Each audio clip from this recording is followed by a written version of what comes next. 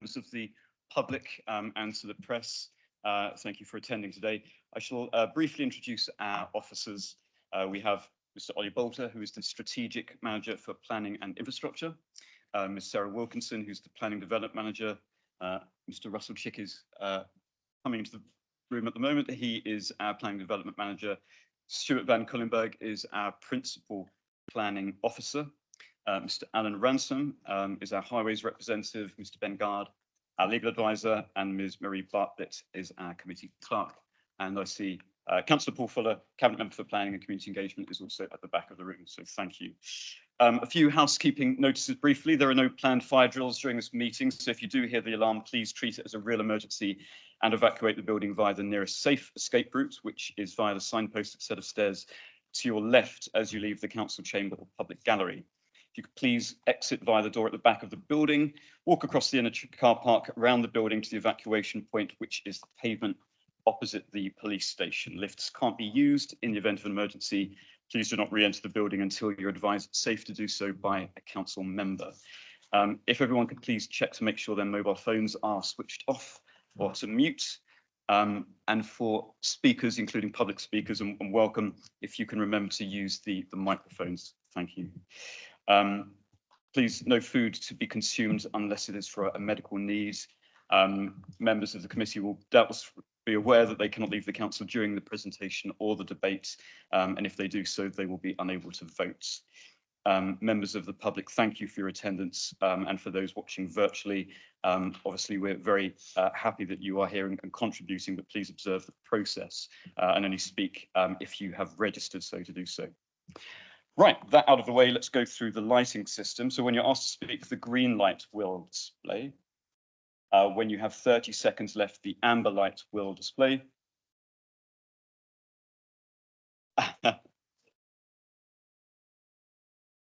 And when the red light displays, I will stop you talking, and this is to ensure that all parties receive the same amount of time. The process is fair. So we move then to the agenda on the 23rd of January 2024. We have apologies. Yes, Councillor Andre.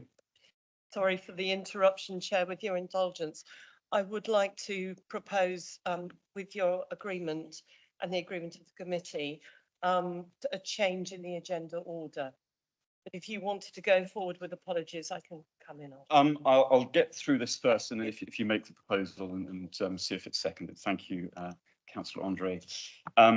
Apologies and changes in membership. We have apologies from Councillor Bacon, Councillor Price, who's being substituted today by Councillor Ward, and Councillor Churchman. If I may, I'll move to the previous meeting minutes. Do I have a proposer in favour of ratifying those? Thank you, Councillor Critchison, and a seconder. Thank you, Councillor Quirk. All in favour of ratification. Thank you. And against? Abstentions? Carried. I'll just sign those. Thank you.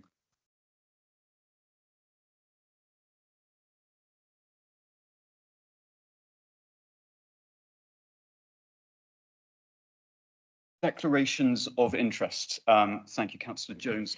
Thank you, Chair. Yes, item 3, that particular item, that's been a project within my portfolio, so I'll be withdrawing from the chamber. That's been discussed. Okay, thank you.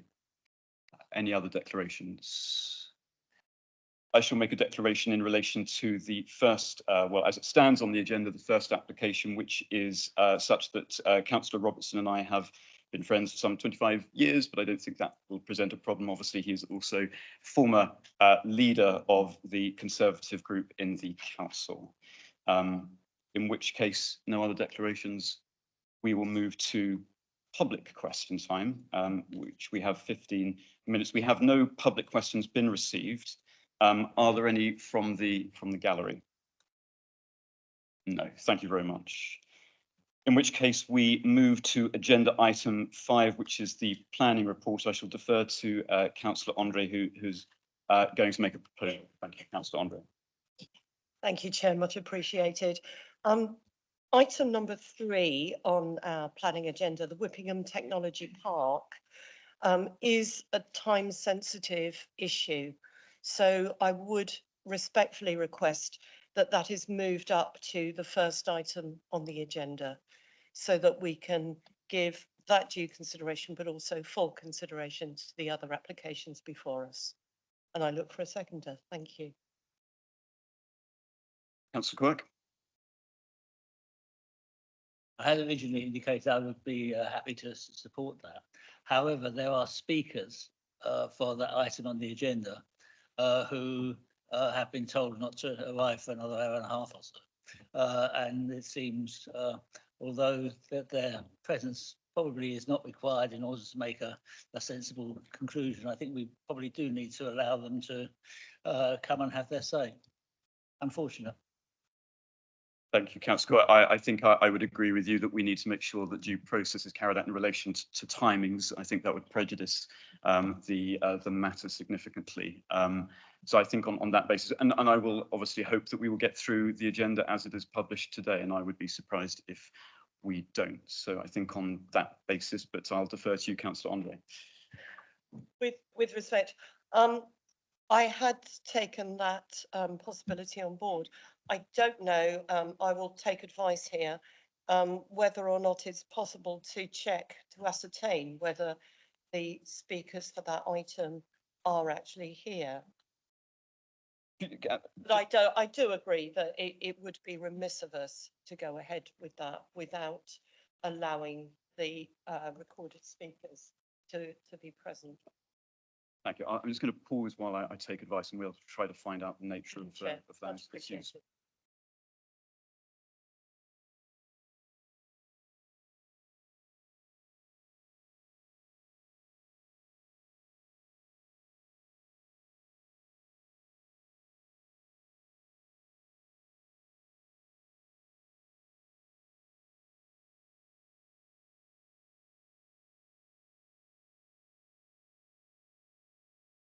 Informed that neither of the two speakers have been registered at present currently, so on that basis we'll move forwards to the agenda items as planned. So items will be debated in accordance with the order sheet as circulated. We have a number of public speakers. First item on the agenda then is reference 21/01884/FUL, which is the land off Hillway Road and Stane Road, Bembridge.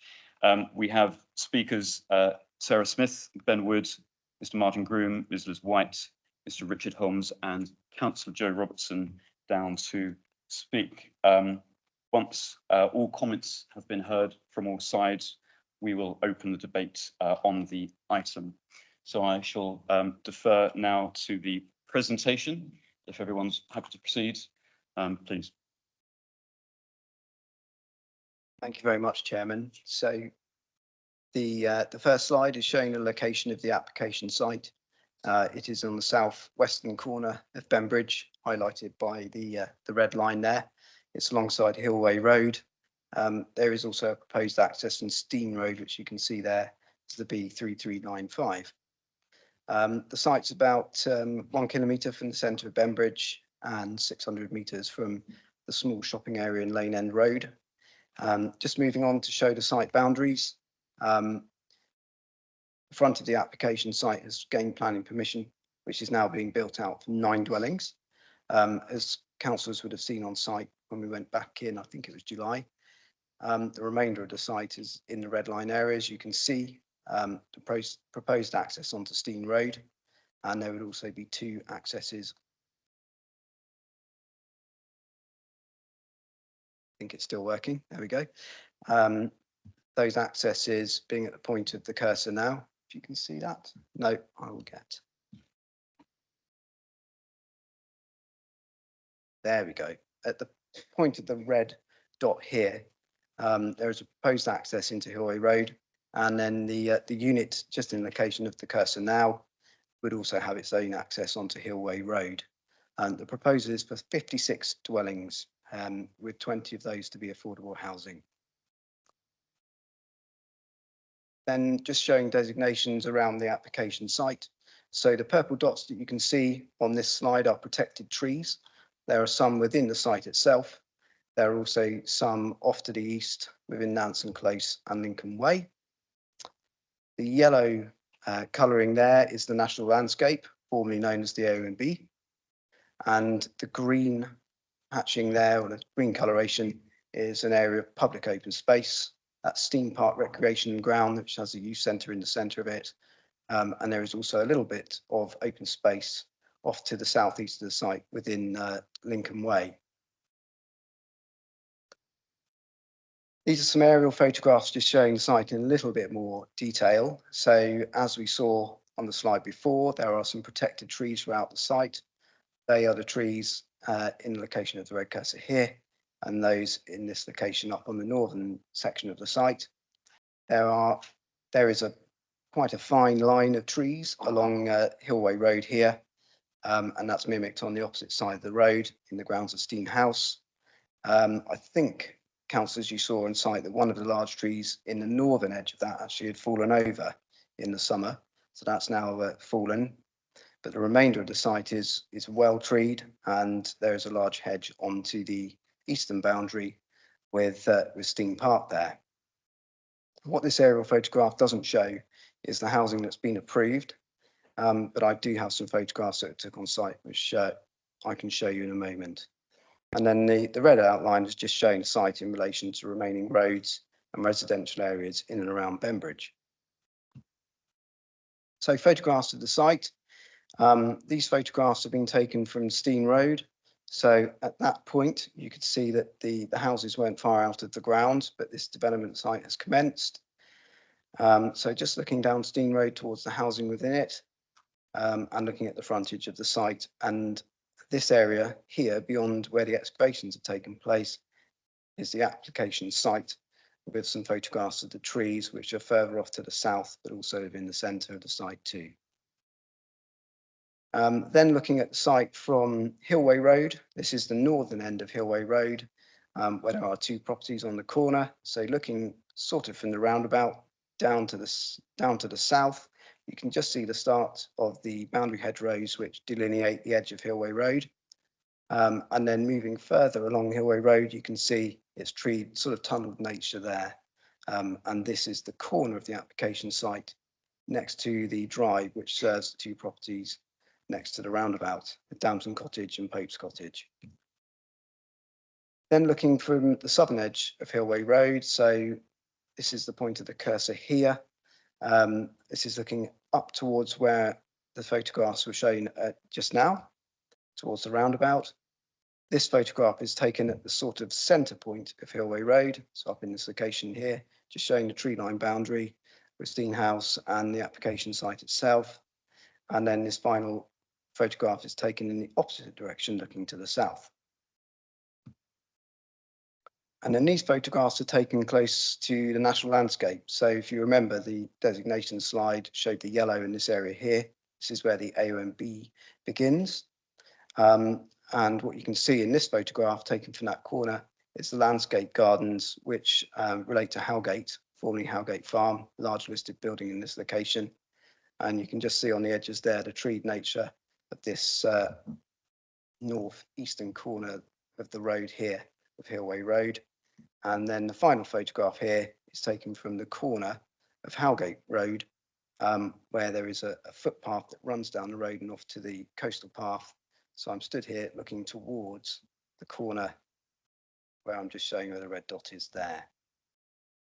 Then some photographs taken from the internal area of the site, and the point of this is to show the relationship of the site with its surroundings. So photograph taken looking down towards Lincoln Way and Nansen Close, taken from this point here, where there's a little builder's yard that offers access into Steam Park. And then a photograph taken within the site itself in the right-hand corner of this slide. And that's looking over towards the boundary between the application site and Steam Park Recreation Ground. And then this bottom slide, again, exactly the same location at the back of the builder's yard, but just looking slightly more west into this corner where there's a slightly more wooded section of the boundary there. Looking at neighbouring properties, councillors, you'll remember these on site when we had a look. So this is Damson Cottage, which is a small bungalow. It's right on the edge of the road here next to the Steam Road roundabout. And so the photographs with the orange lines, which don't look very good in this slide, are just taken looking at the back elevations of that property and how it would therefore look into the application side. And then Pope's Cottage, which is a stone property, stone and brick property, which is at the point of the cursor here, right next door to the approved housing development. And you can see its relationship with the application site. So this elevation is looking due south towards the application site. And then this top slide is just showing the application site as it was in the summer, looking towards those two properties. So I'm stood more or less here, where the red cursor is. Then looking at the final property right next door to the site, this is 63 Steen Road, small sort of arts and crafts bungalow. And you can see that its side elevation, which looks due west, looks over the application site that's been approved for 9 houses. Its rear windows with oblique views towards the application site. There is an application building close to the site that was granted in 2019 that is now built, called Orchard House or Howgate Orchard, one of the two. This bottom slide shows the excavations to start the development. That's its location. It's now being built, and we show councillors on site where it is. You can see the windows there, serving bedrooms and dressing rooms that look due north or slightly northwest towards the application site. And then the final photograph is just showing the tree line boundary between the site off to the south towards Howgate, the listed building. Just some internal photographs of the site then. Again, these are taken from Hillway Road, looking straight across the site, where you can see off towards Bembridge, and this is Steen Road, Steen Park in this position here in the bottom slide. And then the left-hand bottom slide, looking at the trees throughout the site. So this is a view looking due east across this part of the site, so looking at these trees. And then this photograph looking off towards towards Lincoln Way. And then some more internal photographs of the site. I won't wait too long on these because we walked the site, but just showing the nature of the trees within the site and the boundaries. This photograph is looking towards the boundary with Howgate listed building. And this photograph, it is looking due north towards the housing within Steen Road. And then the contra views looking due south, just looking towards the boundary hedgerows around Hillway Road in this location. The boundaries then throughout the centre of the site and off towards the south towards the Orchard House. And these photographs just showing in a little bit more detail the development site at the front, showing off towards the housing in Steen Road. Then the nature of this wooded boundary, which goes through the centre of the site with the low hedge and the trees up in this location. And again, looking from the back of Damson Cottage and its driveway down towards the application site, showing its current character as a field. Not too many photographs now, I promise. So this is just showing the character of Steen Road. It is slightly mixed, slightly eclectic in its character. So there are modern infill developments, but the overall character very much is of Edwardian properties with brick and render, some of them being fully painted, and there's a mix of bungalows and 2-storey houses. So getting on into the proposed development, as I've said, 56 dwellings proposed, laid out around the internal estate roads. There would be areas of landscaping. So in my numerous photographs, you would have seen a lot of photographs of these trees in the centre of the site here, which would be retained. There would be an area of hedgerow removed in this section to allow the roads to go through and some housing development. And then there is the retention of the remainder of the hedgerow through here. All of the trees within the southern section of the site would be retained with areas of open space around them and a balancing pond in the middle. And then a slightly lower density section of housing in this location. These would be bungalows, moving on to the remainder of the site, which would be a mix of 1.5 and 2-storey houses arranged as pairs or as short terraces. One of the proposals for this development is for a bus stop to be located at Hillway Road. I will show you that in more detail in a moment. And then obviously I'll discuss the proposed accesses and I will show you some more detailed plans of those. There's proposals to enhance the wooded section in this location here, but also in this location here from Hillway Road, this area of hedgerow would be set back in this location here to allow the trees to be retained and not to impact on residential garden space. And then the proposed accesses then. So in Hillway Road, the proposal is to put a secondary access into this section of the highway. This would be, I think it's a 6 metre wide section of road. The remainder of the site roads are proposed to be 5.5 metres wide, which would lead into this section of the site. And there would also be a separate means of access into this bungalow in the southwestern corner. And then just showing you images of the consented access onto Steen Road, which would be used to serve the northern part of the site. And that will obviously be built out as part of these 9 dwellings that have been consented. Just a quick race through the designs of the proposed houses then. As I said, there will be a mix of bungalows. On the right-hand side, you can see this is only plot 54, but various plots throughout the site will be a type A dwelling, which will be a pair of semi-detached properties. Then a slight variation on what you saw just now, the pairs of semis. Looking at the 1.5 story properties on the right-hand side. And then again, this is one of the proposed properties in the southern section of the site, so a slightly larger 1.5 story bungalow, and then slightly smaller plots, 39, shown in this image. Again, another variation on the plots to be in the southern section of the site, plots 63 and 64. And then one of the types to be in the remainder of the larger section of the site, if you like, that's going to be more dense. And then again, some slight variations on the proposed 1.5 story dwellings. And then moving on into the more dense section of the site, smaller bungalow type at plot 38. And then this proposed type for, this would be a pair of semi-detached properties, but designed to look like a single dwelling with one of the accesses on the side, one of the units.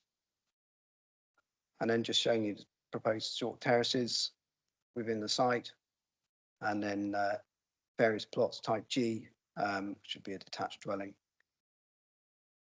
And then the remaining house types here shown in these images for smaller plots. In terms of the bus stop, you'll recall that I showed you just on that slightly zoomed out plan where the proposed bus stop would be. So this plan is just showing you in more detail where it would be alongside Hillway Road. And this plan is showing you an image of what the bus stop could look like, but councillors may have seen that the police is designing out crime officer has said that actually they would prefer to see a bus stop that was more or less fully glazed. And therefore there is a condition to vary the details of that bus stop, just to make sure that there won't be any antisocial behaviour concerns. And then some street scenes showing how the site could potentially look, just showing that mix of single story and 1.5 story properties with the larger properties. And then showing you the proposed pairs and other pairs there, different design types. And again, showing you site sections, showing street scenes of the properties laid out relatively spaciously. And then the final set of sections here showing detached garages. And this is just showing the southern part of the site looking up towards the remainder of the housing, which should be onto the estate road, which would face to the south towards Howgate. One of the things I should tell you is that, again, there was a proposal to put a link through into the public park. Again, the designing out crime officer felt that that could be an issue for the police because of some antisocial behaviour concerns with Steen Park, and they were concerned that this would remove the containment that allows the police to then react to potential complaints. And so there is a planning condition think it's the final condition, it's certainly one of the last ones that says that will not be built, and therefore the land that it is shown will become the curtilage of one of the properties.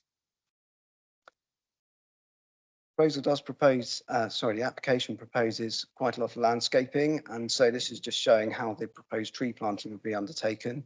The images on the right-hand side show the types of trees that would be proposed for the site. So there's proposed oak specimen trees throughout the site. There's existing oaks, and there's proposal to plant some more. They're shown with the yellow dots.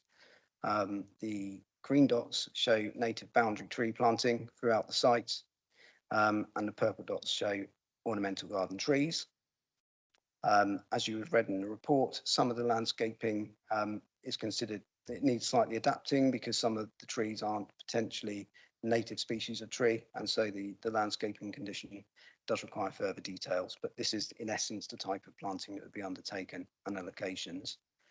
And then, as I said earlier on, quite a lot of hedge planting would be undertaken throughout the site, and these plans and details are confirming the types of hedgerows, mainly native hedgerows, and those that aren't native, again, officers consider could be agreed through condition, because the ecologist has advised that native hedgerow planting should be used in this location to create wildlife links.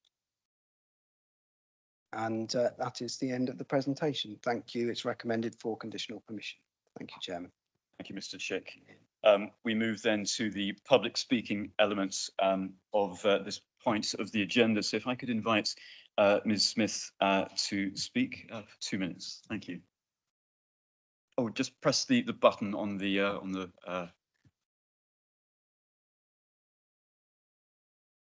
it may take a few minutes to warm up.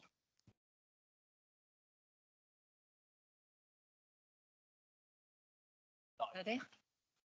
Good afternoon. This development will harm our village and cause destruction to our natural environment, making a mockery of the island's UNESCO biosphere status and the motion for the Ocean Declaration. You'll have seen from our submissions the impacts of foul water polluting Bembridge, the Solent, and the protected environment of the Marine Conservation Zone, as well as the destruction to wildlife habitat. Connection of the development to the Sandown treatment plant is not enough because of the overloading of the combined sewer system. The critical Lane End transfer pumping station doesn't cope with the current volume village sewage and surface water.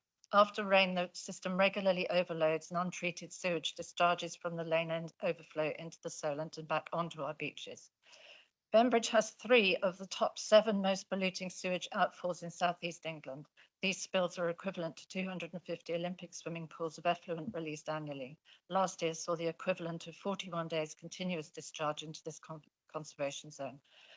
Further development without radical action from Southern Water to improve the combined drainage and sewage infrastructure will undoubtedly do more environmental damage. It would be reckless to approve a development on the assumption that Southern Water will find the investment sometime in the future. When will this be? There appears to be a disconnect between the Isle of Wight Council, who quite rightly is fighting for the green credentials on our island, and the planning department, who are determined to push through disproportionate development. This planning application brings this contradiction into sharp focus. The island fought hard for its UNESCO biosphere status, one of only 748 in the whole world. The council voted for the motion for the Ocean Initiative 2023. This development will endanger this status and undermine any green credibility of the Isle of Wight. I note there are green and environmentally conscious councillors on the committee today. I urge you all to refuse this inappropriate and reckless planning application. Thank you very much, Ms. Smith. If I could now invite Mr. Wood to speak for 2 minutes. Thank you.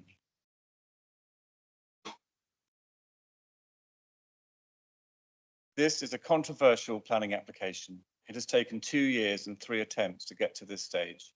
The Planning Office acknowledges that the application, and I quote, raises difficult policy issues as it overrules the neighbourhood development plan. The report also appears to ignore 635 community objections. First, there has been a failure of process and procedure. In the original AA on the topic of nitrate levels, the Planning Office included inaccurate information supplied by BCM, claiming that the Hillway field was used for extensive dairy farming. This was false and was fed into statutory consultee Natural England. Important specialist reports submitted by BBB to the Planning Office and Natural England in October 2023 have not been published on the planning portal despite repeated requests by BBB. These are the reports that force the applicant to withdraw their application on the 17th of October. The Planning Office has failed to refer to the amended AA in its own report of the 15th of January 2024. As of 9 a.m. yesterday, this crucial piece of information was still not published on the planning portal. In addition, it appears that the Planning Office told Natural England not to share the report with BBB.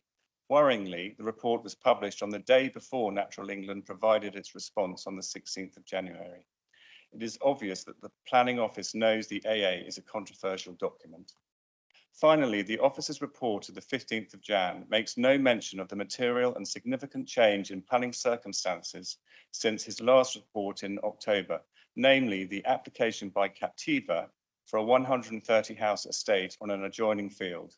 The cumulative effect of these two applications unfolding simultaneously is frightening, particularly for flooding, sewage and highways capacity. Planning applications are generally considered in isolation, but these two are now inextricably linked. National planning policy states the need for cumulative impacts to be considered where appropriate. Thank you for listening to my comments, and I urge the Planning Committee to refuse this planning application. Thank you very much, Mr. Woods. If I could now invite Mr. Martin Groom to speak. Yes. Oh, sorry. You happy? Good afternoon, committee. Planning officers have already identified a significant number of negative factors associated with this development. In their opinion, the negatives are outweighed by benefits, particularly that the proposal meets a local housing need. They insist the development is statutory compliant for affordable housing using the NPPF criteria of 80% of open market value or rent. I strongly disagree. The term affordable housing, when used in a planning context, is a technical term and unrelated to the ability of local employed people to actually afford so-called local affordable housing. This is a particular problem in hotspots such as Bembridge. House prices in Bembridge are high, largely driven by the salaries of second homeowners and retirees, and largely unrelated to local salaries. The misleading of the term affordable housing is a nationally recognised problem.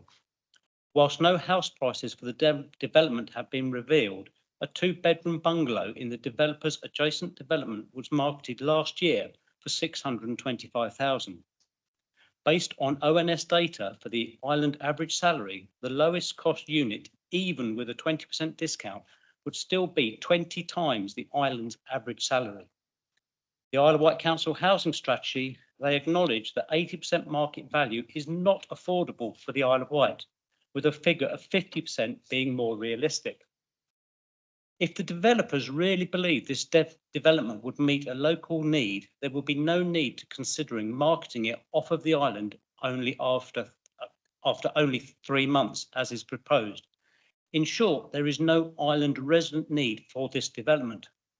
I strongly urge you to refuse this ill-considered, inappropriate and disproportionate housing estate, as it certainly fails on the basis of need. Thank you very much. Thank you, Mr. Groom. If I could now invite Ms. Liz White on behalf of the Parish Council to speak. You have 6 minutes. Thank you. Thank you, Chair. This application is being assessed against the policies of the IPCS and the Bembridge Neighbourhood Development Plan, BNDP. During the BNDP consultation phase, the applicant lobbied to get this site included as being suitable for development. It was rejected by the community, a decision supported by the LPA. The decision must be upheld today. The BNDP vision statement is for development to maintain and enhance the unique self-contained character of Bembridge Village, while permitting small-scale sustainable growth in line with the wishes and needs of the community. The 600+ objections to this proposal and the findings of the Housing Needs Survey in 2018 are confirmation this application is completely against the wishes of residents and the local need is unsupported. To approve this application will send a clear message that community-led planning means nothing. The wishes of the community to shape development are ignored in the relentless pursuit of a developer who has been trying for over 10 years to build on this site. Bembridge Parish Council supports affordable development and has shown that it is possible with a willing developer to achieve units of affordable housing within small-scale developments, as in Fallensfield Road in 2017, when an application for 9 houses brought forward 4 affordable units. The application fails BNDP policy EH4 because of the removal of hedges necessary to achieve the required sightlines.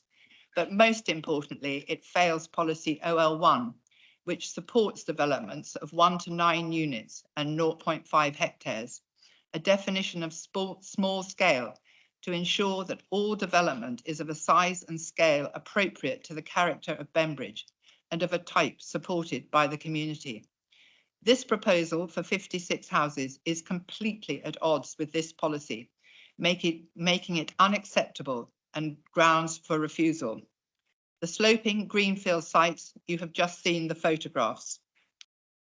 To develop this rural landscape as a housing estate would be an unacceptable encroachment of the built environment into the countryside, with creeping urbanisation detrimental to the rural character of the area, and to which point officers have conceded that there would be a degree of harm. The proposal fails to protect, conserve, or enhance the existing character of the area. Notwithstanding presumption in favour of sustainable development, the NPPF states that planning permission should not be granted if any adverse impact of so doing would significantly and demonstrably outweigh the benefits. In BPC's opinion, the harm caused by this development to the village with its already overstretched infrastructure and the potential harm to internationally important sites. Indeed, Natural England's position today is that insufficient evidence is available to enable a likelihood of risk to be quantified. In absence of that evidence, it advises the competent authority to consider potential nutrient impacts and whether or not they may be an adverse effect on the integrity of the designated sites, giving additional reasons for refusal. BPC believes this application cannot be determined until a full transport plan, not just a desktop exercise, is undertaken. It must also take into consideration the impact of the recent application for 130 houses on nearby Mill Road, which will have an additional adverse impact on the local highway safety for all road users. The LCWIP, Local Cycling Walking Infrastructure Plan consultation in 2022, disagrees with the transport assessment. It found that the Stein mini roundabout was dangerous, with poor sightlines for cars and cyclists. This is further exacerbated by the number of infill units built or under construction in Stein Park today, adding to parking problems and compromising the safety of all road users. The photographs you have just seen with no parked cars do not reflect the current situation. BPC has concerns re lack of visitor parking provided in the scheme, which will impact on the estate's roads and jeopardise the safety of pedestrians and cyclists throughout the site. BPC maintains that given the highway constraints and topography of the site, it is not sustainable, nor are there adequate safe travel alternatives available, leading to increased dependence on the use of a car. Bembridge is a rural service centre, but contrary to Officers' Report 7.20, it no longer has an NHS dentist or a medical centre, simply an annex with nurse-led routine checks. Residents have to travel to St Helens for doctor's appointment, where there are limited parking and only an hourly bus service. This application is wholly unacceptable, overdevelopment of an unsustainable site, and Bembridge Parish Council urges members to refuse it. If, contrary to BPC's points and the clear wishes of the community, members do vote to approve, Bembridge Parish Council asks that it be consulted on how S106 monies are spent and request additional contributions towards open spaces to allow improvements to Stein Park Recreation Ground and local walking and cycling routes near the school, as per the LCWIP report. Plus, it would request that the plans showing the entrance to Stein Park should be withdrawn and this should not simply be covered by condition. Thank you. If I could draw you to conclusion, Ms. White, In a change to the published agenda, we now have Mr. David Long speaking on behalf of the agents. Mr. Long, you have 6 minutes. Thank you. Thank you, Chairman. Members, I won't go through every planning consideration in the committee report. Suffice to say, I've reviewed it for myself and it seems fairly robust and well-rounded. It's an extremely thorough report. I won't discuss the things that you're all well versed of about land immediately adjacent. You've heard it every time you sit before an application in this committee chamber, so you're well versed. So what is different with this application? Well, in reality, there's nothing different compared to what you've assessed before. However, like it or not, the real difference in this situation is socio-economics. In reality, it's the collide between planning, land use and politics. And those are tricky things for you to consider as members. Those things collide. But what do we know? Bembridge is the largest village on the island. In your own evidence base as a council for the IPS, it's given the highest sustainability score in the Rural Sustainability Matrix. But we wonder why it's seen the least amount of growth against those rural service centres. There's a question there. I don't have the answer. But it's a strange dilemma. Committee members are faced with problems when we have an affluent lobbyist group. I find an irony when you have a lobby group called Build a Better Bembridge, when the actual term to build a better doesn't equal building at all. It's a protection against all costs to annihilate all development. Again, it's a strange dilemma. What do we do about growth? When you look at the objectors lists, yes, there's a lot of objections, but by bingo, there's a lot of objectors that don't actually live in that community as full-time residents. They complain about being lack of infrastructure. On that list, there are actually people employed as builders and developers on that list, and they complain about lack of infrastructure, but they very well know that infrastructure is built by growth. That is funded by government and local government to support the NHS, hospitals, schools and the like. That is how things are funded. And indeed, the requirements of the LC WIP. How does a council fund LC WIP? That is through development. It doesn't happen by any other means. We have complaints about flooding. Members, you would have been to the applicant site in Cowes through Best Example. It's their sister company, same directors. If you ask your own drainage engineer at the council, he has visited himself, and I guarantee he would tell you that that site in Cowes, which will be the similar on this site, is the best in class. The attention to surface water drainage has a mandatory obligation to store water and have a 40% freeboard. If you look at the council's flood risk drainage report 2019, talks about flooding in Bembridge, the consequence of that is overland flows even from some of the main objectors' land, and therefore to then spout the rhetoric that this development caused flooding when they're not solving their own problems, again, sits in irony in my mind. Infrastructure development can improve, and that is also recognised by the council's own report. We also have a squeeze politically about the island, saying, in theory, let's deny all development in our affluent coast communities, and hey, bingo, let's bung them all in the middle of Gunville and Newport. That's easy for us to tackle. Is that planning correct? No, it's not. It is a form of planning if you want that land use consideration, but we must evenly distribute our development across the island fairly, particularly when Bembridge is the largest rural service centre on the island. We also have to remember the neighbourhood plan, and this is an important thing for you to consider. The neighbourhood plan is out of date. Or again, it is out of date in your consideration, and therefore the weight you would apply has to be very limited. Even if it was in date, what does it tell us about them wanting development in the community? It limits development of 1 to 9 units, but within those 1 to 9 units, it just requires financial contributions for affordable housing.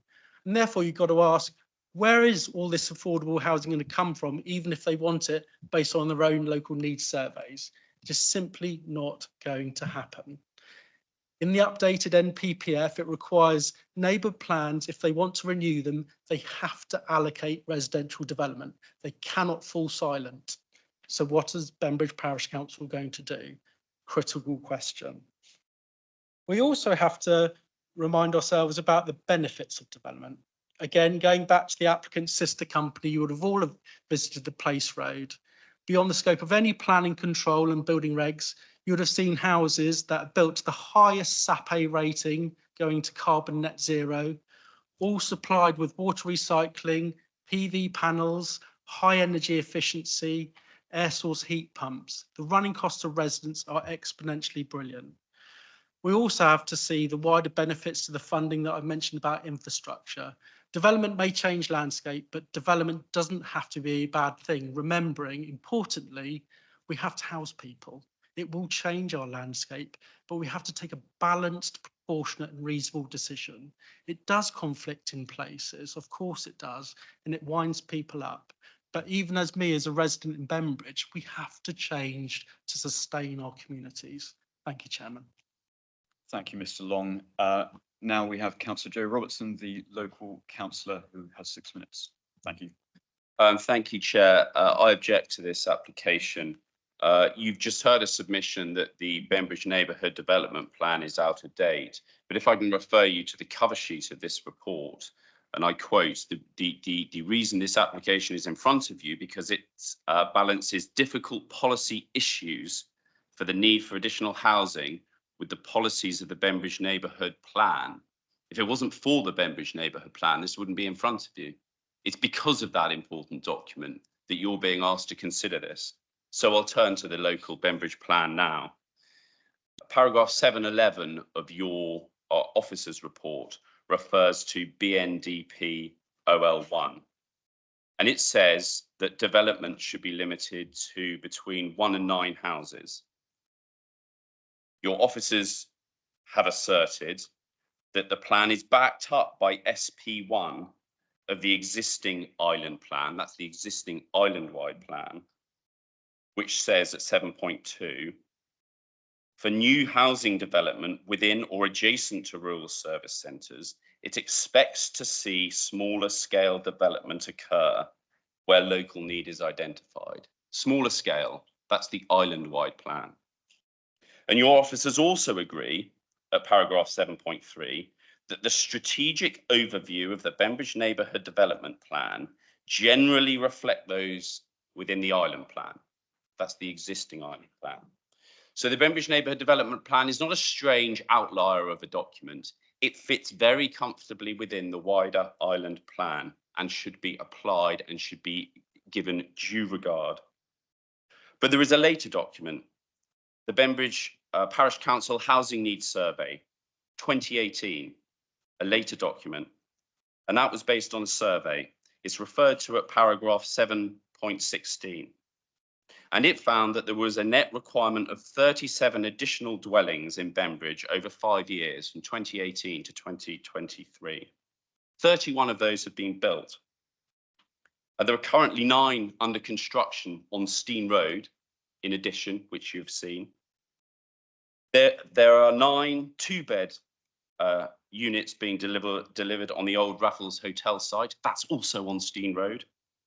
In the last 10 years, there were 13 built on the old school site, all affordable homes, also on Steen Road. There are a further 6 infill with 3 more approved. Not only is Bembridge delivering homes, Steen Road is delivering homes, and a number of them are affordable. So I don't agree that Bembridge is not doing its part or playing its role. And if I can turn to need, the other balance you've got to make, the neighbourhood plan versus need. Paragraph 718 says that the council considers need should be seen as island-wide, not just Bembridge. I don't disagree. But this proposed development is not going to address island-wide need. Are those living in Newport, for example, or Ryde or Shanklin and Sandown going to find housing in this development affordable and suitable for them? Plainly no. 80% discount of Bembridge house price presented as affordable is just a label completely detached from reality. None of these houses are affordable except to the island upper middle class or those with money to buy an additional home. Between a quarter and a third of this site is devoted to just 5 very large houses. You can see it for yourself in the site plan to the south. Section 11 of the NPPF says that development should make effective use of the land. No councillor can vote in favour of this application today and feel they've made any contribution to housing people in genuine need.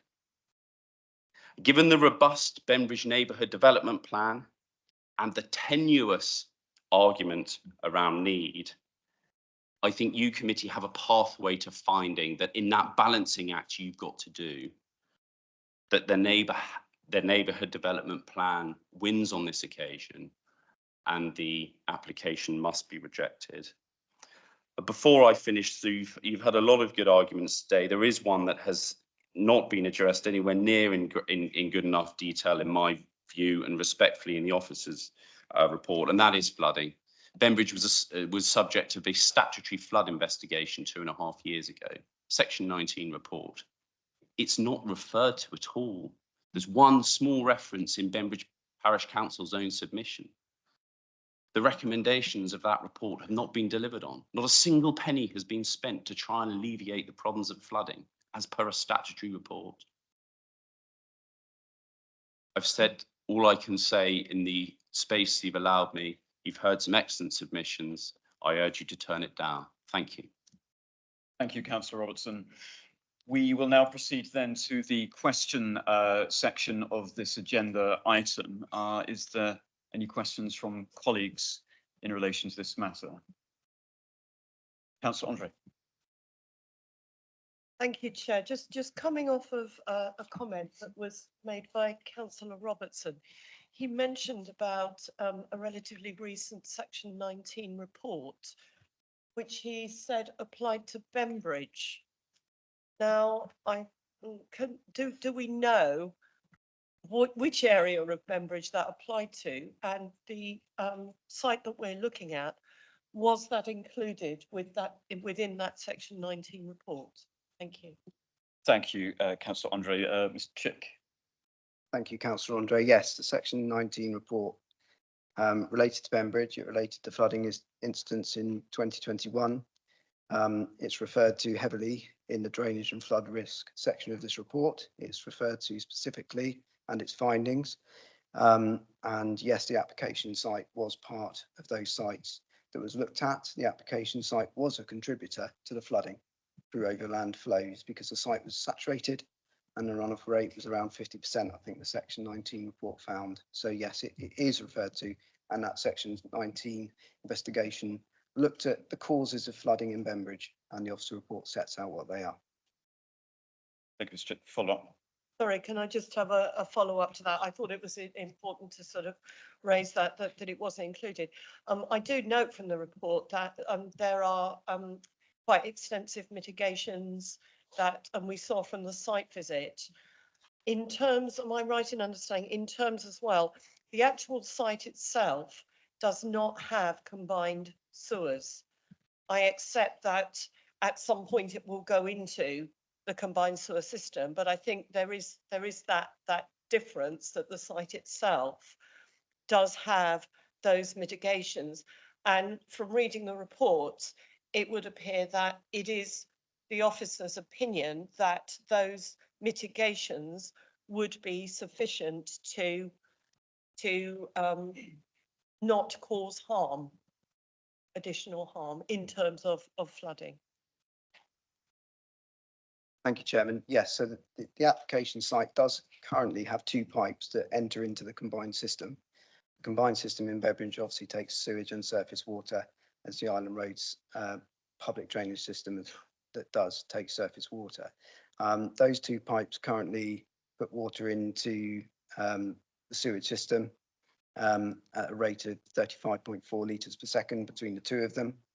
The proposal is to reduce that runoff rate through a single pipe to 22.3 litres per second. So quite a good reduction, and Island Roads have agreed that that is a suitable reduction. In fact, they've said that should be the rate for this site. And the way that is done is through a system of attenuation tanks, balancing ponds. There would also be filters for silt, but there would also be what's called a hydro brake, which is, it's not quite as it sounds. A hydro brake works through using a vortex. So in periods where there's not a lot of water stored on site, the pipe lets out the water as a free flow. When there's weight behind the water, it then creates a vortex with air, and that then slows down the amount of water going into the site. It's very clever the way it does it, but it then makes sure that runoff during a storm event doesn't go above the agreed runoff rate. Thank you, Mr. Chick. Does that answer your question, Splendid. Any additional questions from colleagues? Councillor Cox. In point 6.13, Cycle White emphasises no room on the site for visitor parking, and in 7.140, it talks about the direct access to pavement. Highway engineer concerns about residents walking in the highway, which is contrary to manual for streets, and it gives the quotations. It says that if we are concerned about it, it could be conditioned within the application. I am concerned if there is not visitor parking, people will be parking in the road. Those with limited visibility will not be able to make a judgment call on what is happening around them. People with physical mobility may not be able to exit the road in time or be able to see round parked vehicles that are in the road. And I wonder whether others on the committee would consider that to be a relevant thing, that we do actually request that condition. Mr. Chick, are you able to provide a bit more detail about potentially a condition or some of those concerns raised by Councillor Cox? Thank you. So, I mean, I think some of it was views, so I can't really come back on a lot of it because that's for the chamber to debate. But in answer, the scheme will meet the parking standards within the SBD. Island Roads have confirmed that. The SBD sets out the standards of parking on the island, and if the site complies with that, then I think it's going to be very difficult to object on parking on the site. Yes, there is it's a small section of the site which Island Roads have raised as being a potential issue. They've referred to some guidance in Manual for Streets about having pavements. But Manual for Streets also says, I'm going to quote it, it's in the report at 7.140, some shared space schemes also feature a level surface. In these cases, curves are omitted and there's no level difference between the pedestrians and vehicle traffic. The aim of reducing the definition of areas for pedestrians and vehicles is to indicate that the street is meant to be shared equally by all users of the highway. What officers have said at the end of that is that if councillors considered it necessary, that a condition could be imposed to say, well, actually, you know, the chamber disagrees with that and there should be pavements. And so that's obviously something for councillors to debate. Thank you, Mr. Chick. Councillor Quirk. First, a point of clarification and then a question about a conundrum I face. The first clarification is that the island plan being out of date, my understanding is that the courts have actually reviewed this, and it's only things that are actually out of date that should be ignored, not the whole of the existing plan, as is often inferred and was inferred this evening. So I'd like just legal to clarify that. That is my understanding of the situation, but I'd like that just clarified. Mr. Bolton, would you like to speak to that point? Thank you. Thank you, Chair. Yes, Councillor Quirk, that's my understanding as well. And your question, Councillor Quirk. Second is the conundrum I face. There will be properties here that are available as affordable at a 20% discount from market price. However, the average property in Bembridge has a high premium, much more than 20% premium.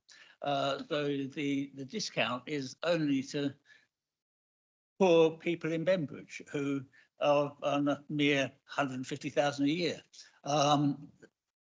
This is not necessarily the intention of the legislation to make housing available and affordable.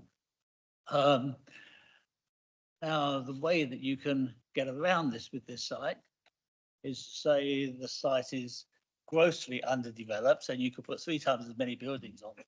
And then the land prices in Bembridge would be such that you could have actually affordable homes.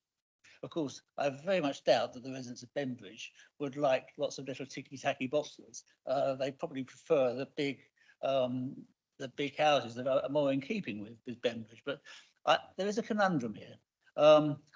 What's being proposed, I find it very difficult to see how that is going to deliver genuinely affordable housing for the benefit of young islanders, whether it's rented or shared ownership or first home bonus. I can't see the houses that are being available here are going to actually help that. And I'd like someone to explain to me why I'm being so naive about this, because I can't see my way around it. Thank you, Councillor Quirk. I don't know, Mr. Bolter, whether you might be able to outline the general policy environment which goes to the issues that Councillor Quirk has raised. That may be helpful. Thank you. Thank you, Chair. I will try my best. Yes, this is a difficult issue, isn't it? And it's one that we grapple with across the Isle of Wight, not just in this particular location. And it's one that we try and grapple with through our emerging island planning strategy, which I'm sure members will appreciate does seek a different policy approach, which does seek to introduce in a policy context deeper discounting. However, and I will use my well-worn analogy, that is not a tool, that is not a policy tool we have available to us in our policy toolbox at the moment.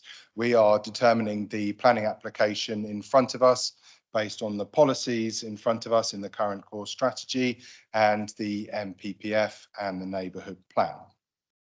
The NPPF is that starting point, and the guidance there is that the discount should be of at least 20%. So the officer advice on this point would be, and this is regardless of whether anyone in this chamber, and I will keep personal views aside, consider that a 20% discount genuinely makes it affordable. We know there are issues with that in interpretation and implementation on the island.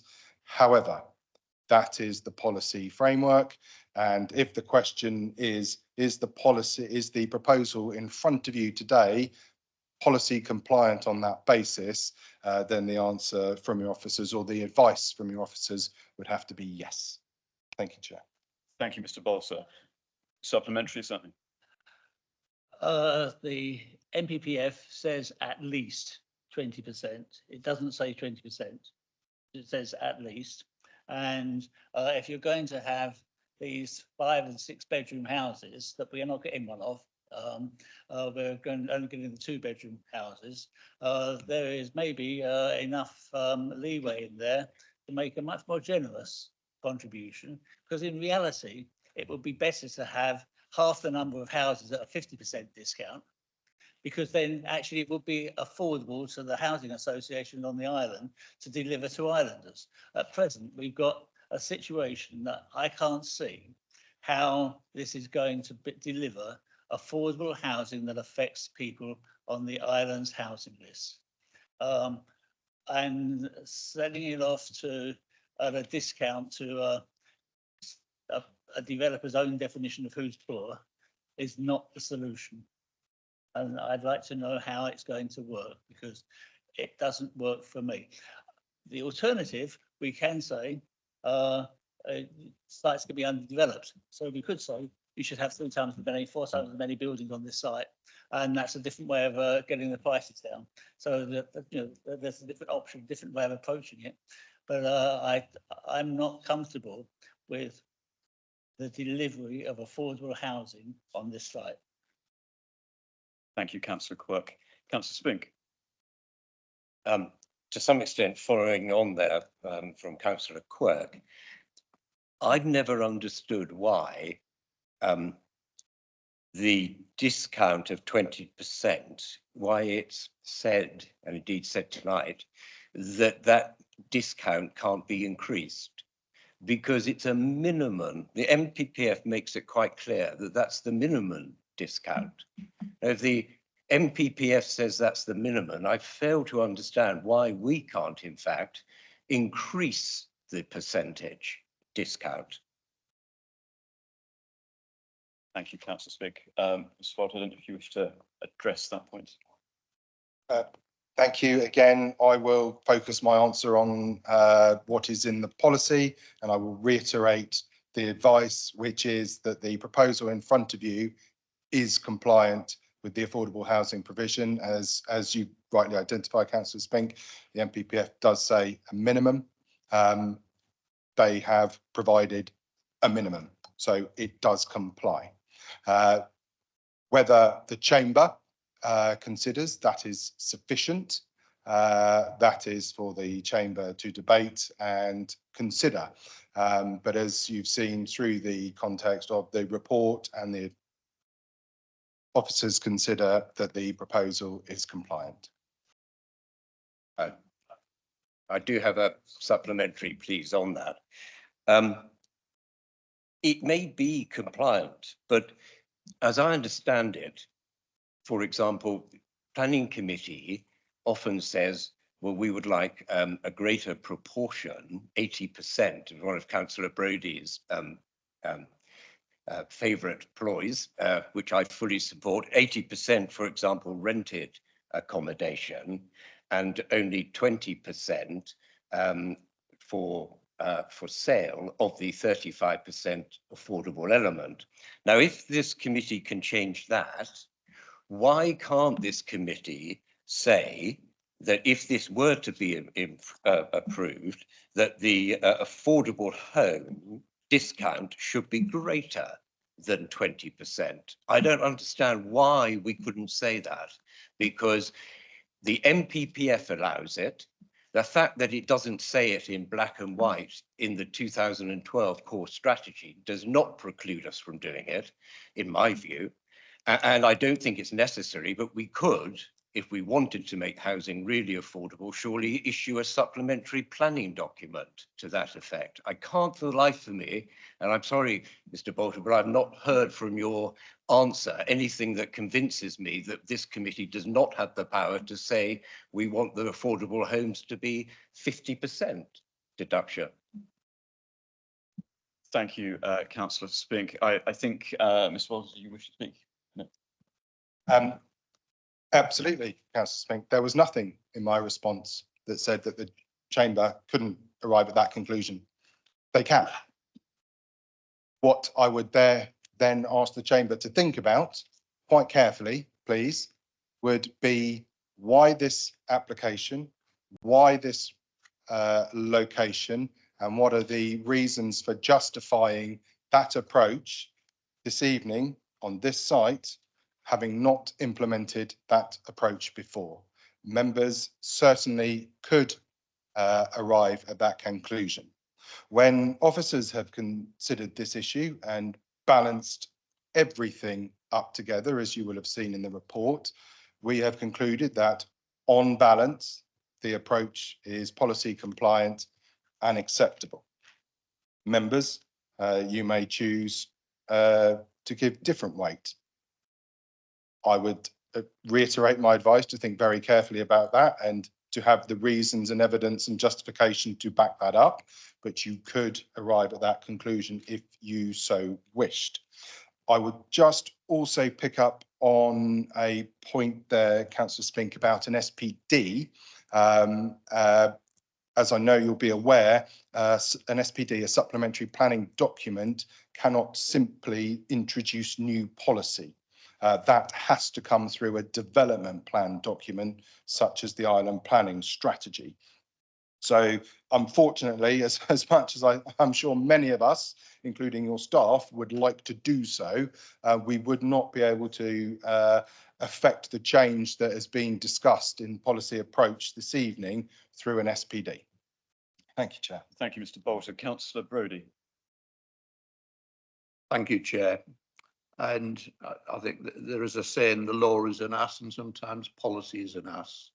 And I'm beginning to, right from the start of this application, when I first started to read it, like Councillor Quirk, like Councillor Spink, I was concerned about real affordability on this development. Quite clearly, you know, a £600,000 house with a 20% discount is not going to be affordable to ordinary folk in Bembridge or anywhere else, to be frank. Certainly not in the parts of Newport that I live in, which has had loads of housing development in the time I've been a councillor. What I find quite disappointing, because I listened carefully to Mr. Long, and I liked quite a lot of what David Long said. You know, that he's there to represent the developer who really want to do all these wonderful things. But it seems to me that an absolute lack of imagination was shown here. Now, it seems to me, and I think Councillor Quirk was starting to go down this road, that it's going to be difficult for us to refuse this application. I understand that. But surely it would have been better, rather than to approve an application with 20 inverted commas affordable homes that are going to be marketed and will go to people who aren't on our housing register. Surely it would have been better, if that's possible, to negotiate with them for, say, half that number of affordable homes with a 50% discount. Now, you probably can't do that. I understand that. But the economics of it would probably work for the developer.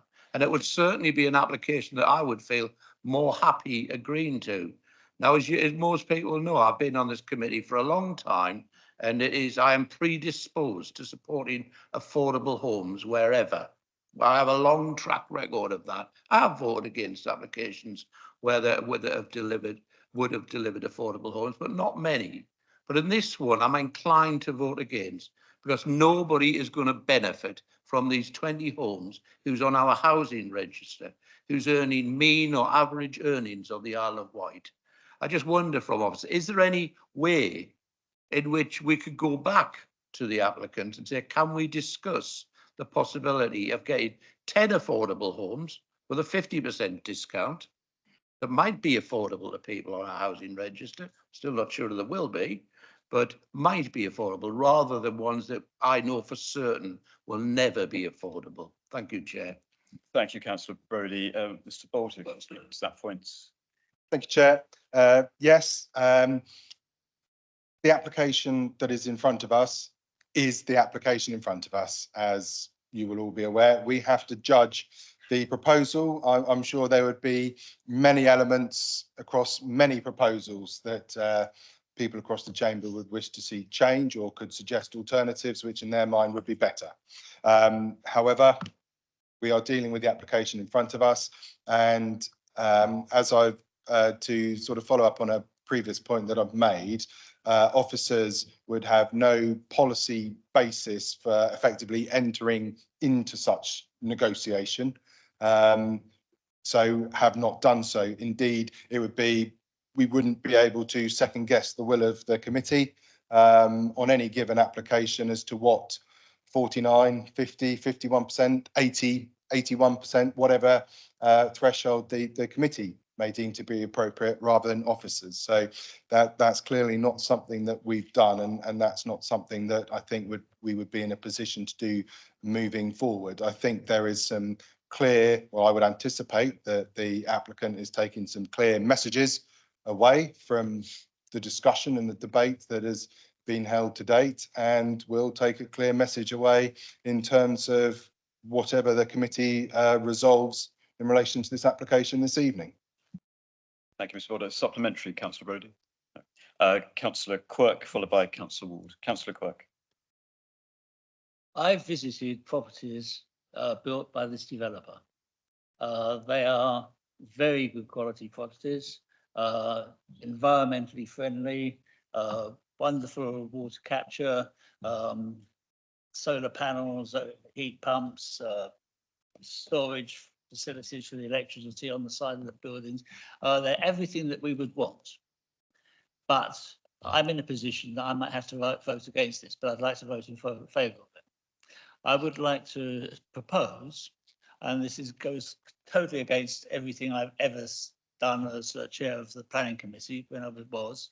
I've spent 4 years refusing to defer things, but I think we should defer this one for the next meeting and ask officers to discuss with the developer, because I think they've got a good idea of what our issues are. Because as it stands, I'm going to vote against it. And it might be better that we actually defer until the next meeting to give the developer an opportunity to reconsider their proposals. Thank you, Councillor. I'm going to defer very briefly to Councillor Brodie on this issue. I'd just like to second the proposal by Councillor Quirk. Okay, Thank you. I'm going to hold fire and just because two other colleagues have asked to speak. So Councillor Ward. Thank you, Chairman. I've sat here and I've listened to the debate, and we don't seem to be talking about the development. We seem to be talking about the affordable homes discount, which is a different issue. I think to myself, no matter what the discount was, say if it was 50%, are people on the housing list going to be able to afford it anyway? You know, I think we're talking semantics here. What I went to the probably the same one that Councillor Quirk went to, and it was really good quality housing. And what the developer told us was that 75% of that development had been sold to island people.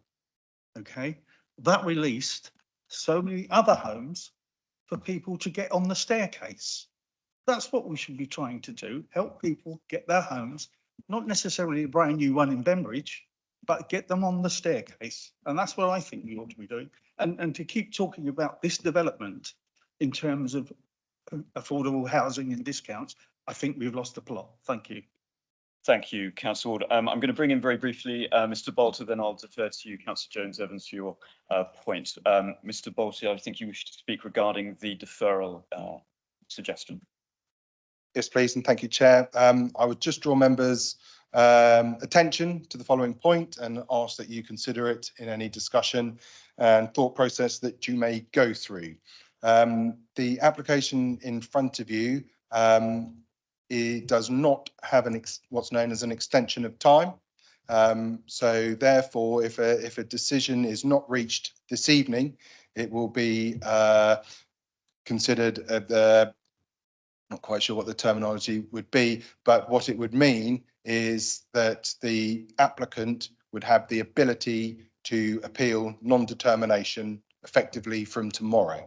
Now, what that will do is that will take the committee's ability to make a decision on this application out of your hands, and that will take it to the planning inspectorate, and they will make a decision on that basis. And what would also happen is that we would be asked to advise the planning inspectorate what our recommendation or resolution would have been on this item. So please do bear that in mind, because that has some potential challenges and risks, I think, to the local planning authority if that is the route that you choose to go down. Thank you, Chair. Thank you, Mr. Bolter. While colleagues consider that point, if I could defer to Councillor Jones-Evans for your question. Thank you, Chair. Just a question and a quick comment. The policy is for 35% affordable housing. So whilst I follow the logic of Councillors Quirk and Brodie, going for anything less, would that be contrary to policy, and then would actually be able to do it? That's my that's my question, I guess, hanging there. So I'm not sure we're actually able to do it. And secondly, I just want to say, you know, Councillor Ward's quite right. This isn't just about these homes here. It's about releasing other homes. So we need to think of it. And I think it was mentioned in the report, this is about the island as well. And it is about, you know, a share of development, sustainable development across the Isle of Wight. So that's my comments right this moment, and the question about policy. Thank you, Councillor Jones-Evans. Mr. Bolter. Thank you. Yes, and in relation to that, Councillor Jones-Evans, any application in front of officers or yourselves will need to be determined against the policies of the up-to-date development plan, unless material considerations indicate otherwise. So what that means in practice, and indeed what that means even for the application in front of us, and part of the discussion and the points that have been made through public speaking, is effectively that there has been a judgment made whereby there is some flex in policy. There is some movement in the policy in terms of, for example, DM4 requires 30% of housing to be provided as affordable if it meets the thresholds, unless viability indicates otherwise. So there is some movement, but it will always then still be balanced against the other policies that we're judging the application against. Thank you, Mr. Bolter. Does that answer your question, Councillor Jones-Evans? I appreciate it's a grey area. That's very helpful, but I still have questions about how far this committee can go with asking for variation on that policy, and also questions about viability as well, which I can't answer. Perhaps that will be sort of further elucidated during the debate. I'm keen to try to keep things to the questionnaire, and we also need to deal with the question of deferral as well. So if I could invite Councillor Quirk to speak. Thank you. The 35% is somewhat vague. It's taken by developers to mean the 35 cheapest front doors. You could take it to mean 35% of the value of the development. If you took it as 35% of the value of this development, it would be a much bigger discount than 20% on our 35% of the 2-bedroom properties. So there is flexibility there because of the way that the figures are interpreted in the island plan. Might I suggest that we actually just break for 10 minutes to give the agent for the developer time to just discuss with the developer, because they will face a delay if it goes to appeal, and they may lose. They've got facing the possibility of it being turned down tonight. So there's certainly there are several of us who I feel will be voting against it if it goes tonight, and maybe it would be better just to have a 10-minute comfort break and let them talk to you if they want to. Thank you, Councillor Quirk. I will take that proposal under consideration. In the meantime, I'm going to invite Councillor Spink to speak, as he's had his hand up very patiently. Councillor Spink. Thank you. I was going to move on to a couple of other questions that I have, so not related to the affordability or deferral. I don't know if it's appropriate for me to ask those now. Well, if I may just invite Mr. Bolter to speak on Councillor Quirk's point, and then if I shall come back to you, Councillor Spink. Thank you. Mr. Bolter, could you speak on the issue that Councillor Spink raises regarding the 35% value of the development in total? Thank you. Yes, thank you, Chair. I would caution against interpreting the policy in that way.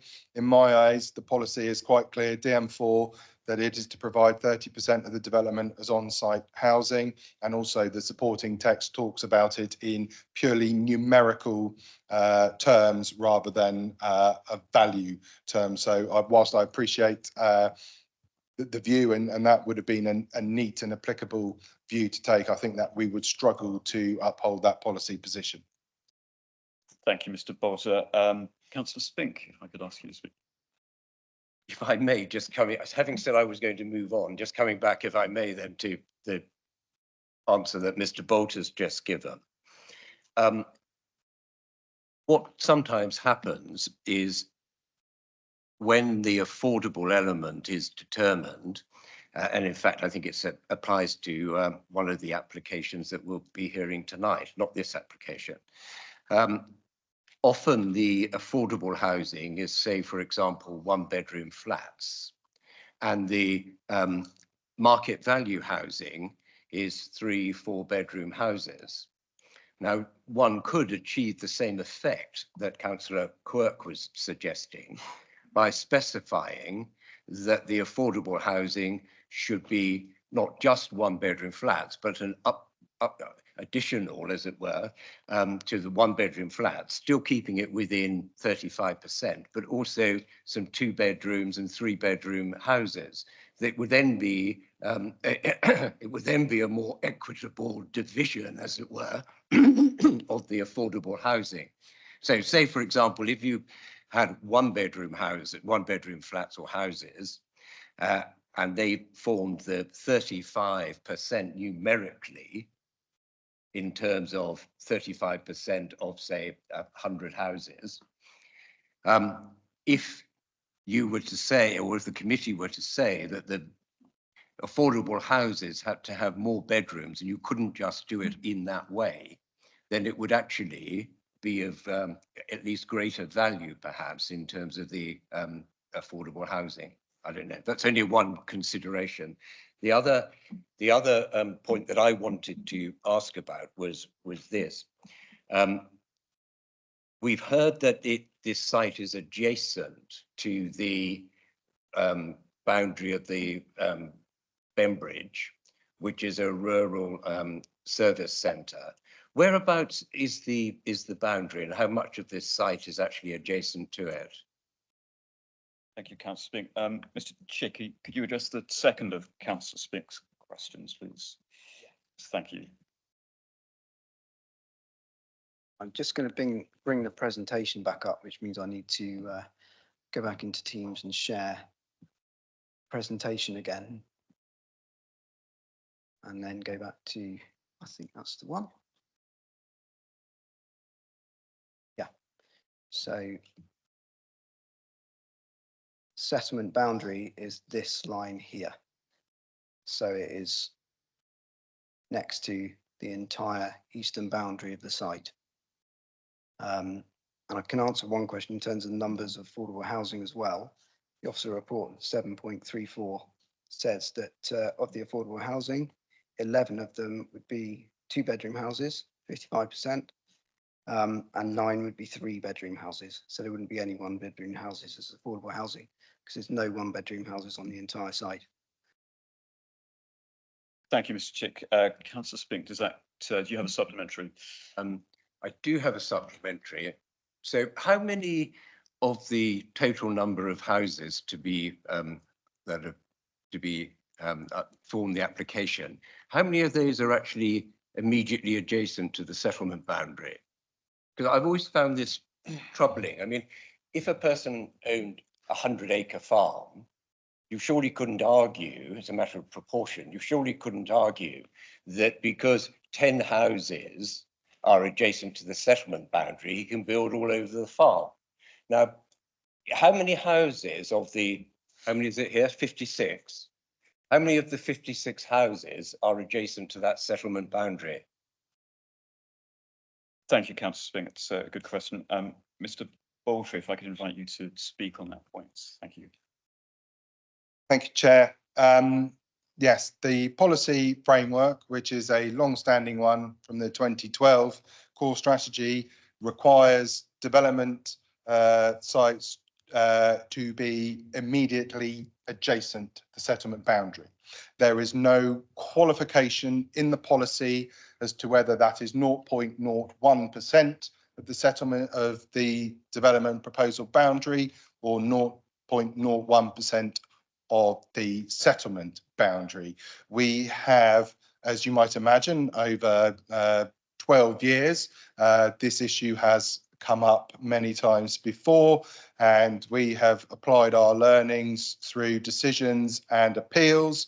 And the simple fact of the matter is that we would be hard pressed to refuse a planning application on the basis of a percentage of homes within the proposal not being what some might consider to be immediately adjacent to the settlement boundary.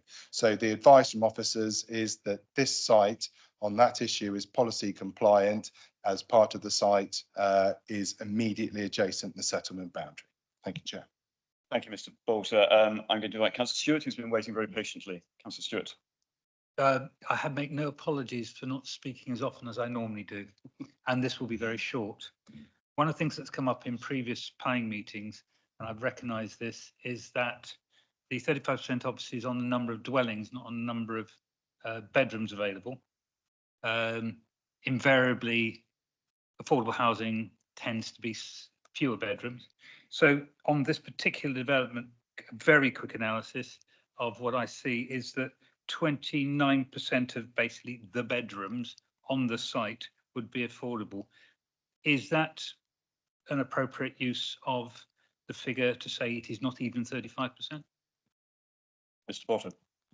I think there is a phrase around statistics and other things as well. So whilst I do appreciate your quick and no doubt accurate maths, Councillor Stewart, I would advise against applying that interpretation and approach. Thank you. So, supplementary? No. Councillor Stewart. No. Councillor Spink. Because I don't want to hog the time, but my next question, which I had intended to ask, might require a little research. I don't know. And therefore, if we are going to break for 10 minutes, if I ask it before the break, it might save time. And that is this. I found the trail of nitrate neutrality in this case to be quite mesmerizing. There are numerous reports and numerous comments. And I spent quite a lot of time trying to establish the situation, and I'm not sure I've really succeeded. But if I've understood it correctly, part of the nitrate neutrality calculation in this case is that, and it's something that one of the speakers alluded to, is related to the fact that this being housing would actually produce less nitrates than its previous and existing use as a dairy farm. Now, what is the evidence to show that this field has been in use constantly for the last 10 years, which I believe is the test that Natural England suggests, as an intensive dairy farm? Because when we visited it, there were a few cows on the field, but it would hardly have the meet the definition of intensive dairy farming. So I think that's, if I may ask, please, how the what evidence has been put forward to show the use of that field as a dairy farm.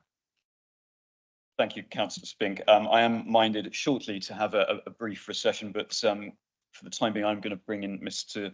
Chick to answer partly that question. Thank you, Mr. Chick. Thank you, Chairman. Yes, the development site doesn't need to meet nitrate neutrality. It sends its sewage to Sandown Wastewater Treatment Works, and therefore nitrate neutrality is not required. There were some discussions about nitrate neutrality when the CSO issue was first raised, and when it came back to committee, it was going to come to committee in October. The scheme was going to be based on nitrate neutrality. The advice in Natural England has since changed. They agree with the Planning Authority's conclusion that CSOs don't need to be considered for the appropriate assessment. It's been screened out. And because the development diverts its wastewater to Sandown, the advice within the Isle of Wight Council's nitrates position statement is enacted, which says that if a site sends its wastewater to Sandown, it doesn't need to show nitrate neutrality because all the nitrates are sent off to English Channel towards France, not into the Solent. Thank you, Mr. Chick. Supplementary, Councillor Spink. Yes, please. I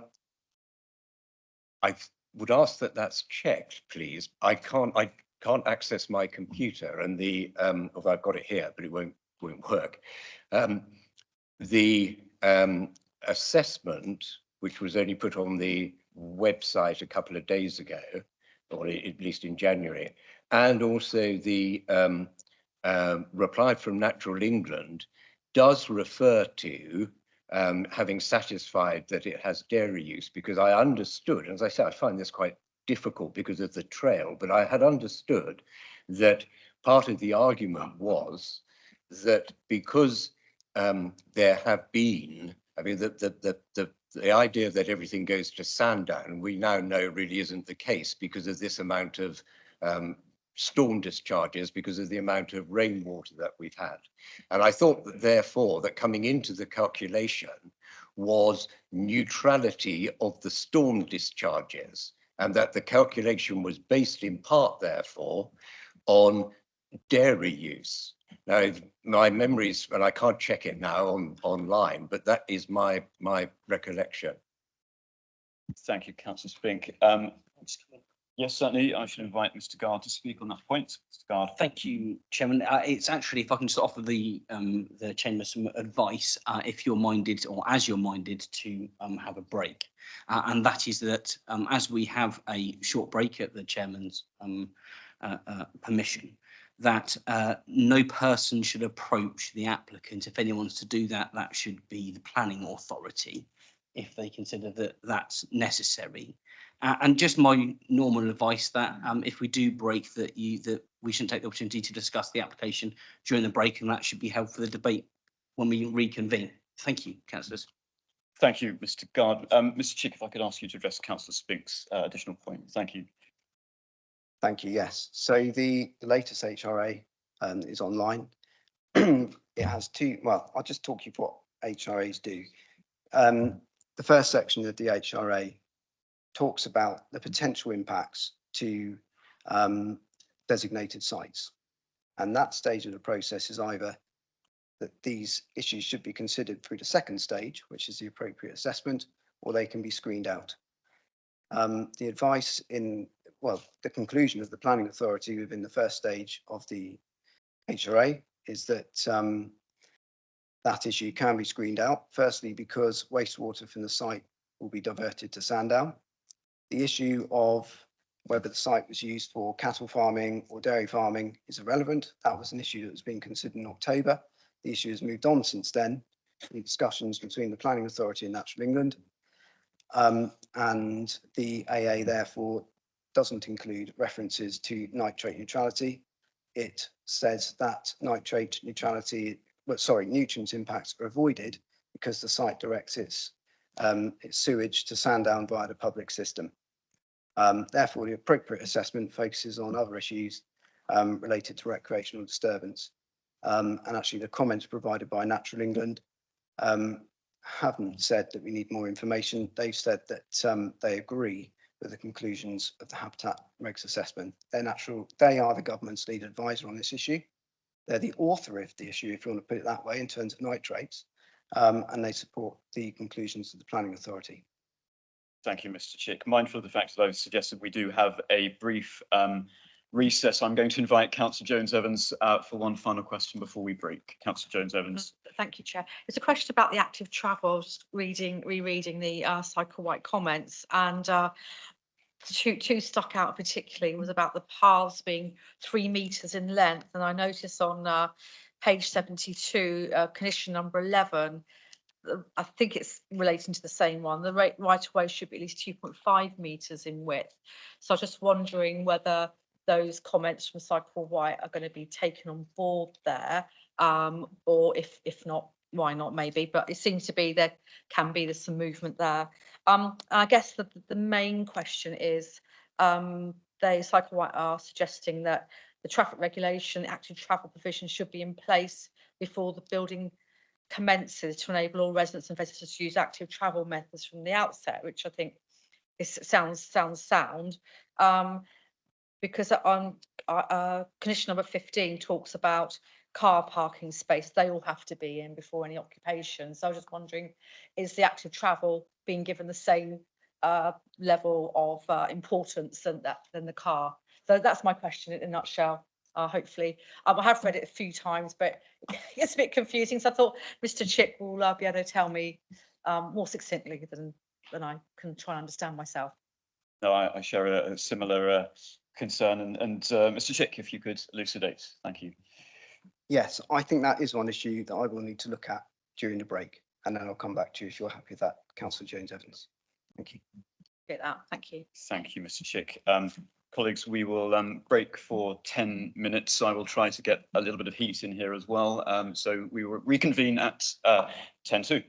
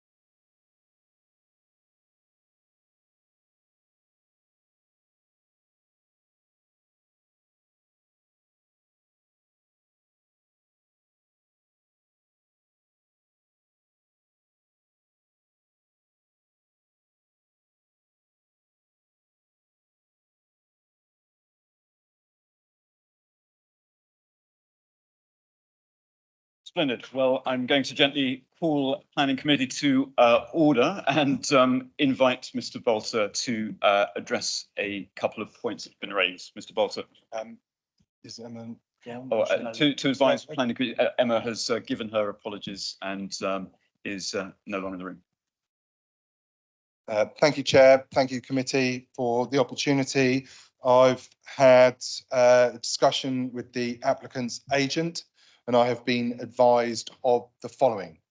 The applicant is willing to provide further discount on the 35% affordable houses that have been provided, and that deeper discount would be 25%. And they have also confirmed that if the item is deferred this evening, then an appeal for non-determination will be lodged. Thank you, Chair. Thank you, Mr. Bolter.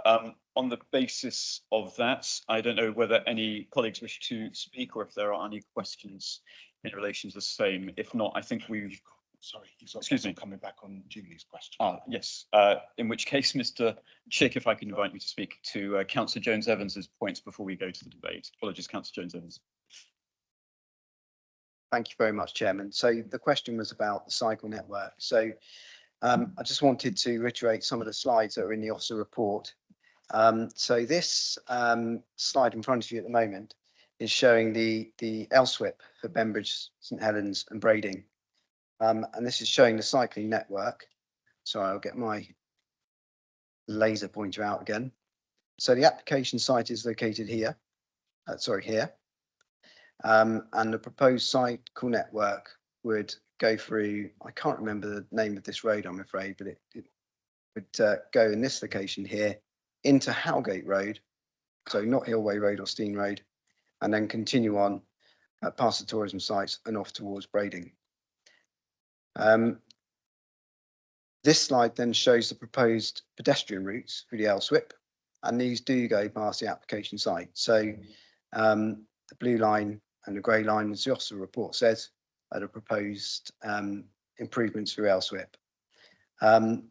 So it is a material consideration in terms of cycle links, but the link for the application site, which the developer has agreed to, so they have agreed to put a link through their site to be agreed by condition, but they have extended a pavement towards this unit in the bottom corner, which would mean, sorry, what I should explain firstly is that because of this sort of two dead end relationship with the highway, people wanting to walk from Steen Road down to Howgate Road and get on the coastal footpath would have to walk in about 400 metres of highway there with no lighting and no pavements.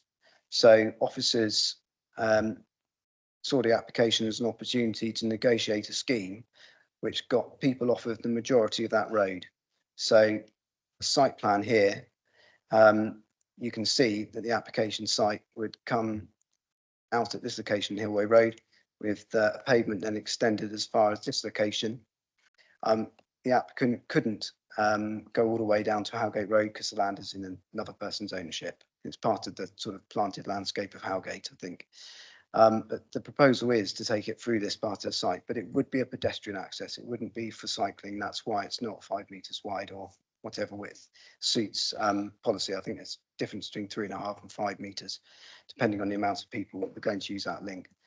So it is a material consideration, but officers have taken the view that it would be suitable for pedestrian link. The rights of way manager has asked for a further contribution, which the applicant has agreed to, and that would be used for, towards the rights of way network in the area, but it could also be used for cycling improvements too. Thank you, Mr. Chick. Supplementary, Councillor Jones-Evans. Technical difficulties.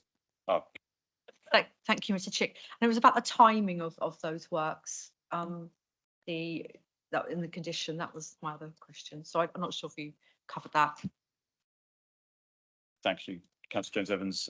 Mr. Chick. So the bus stop, when that's going to be going in?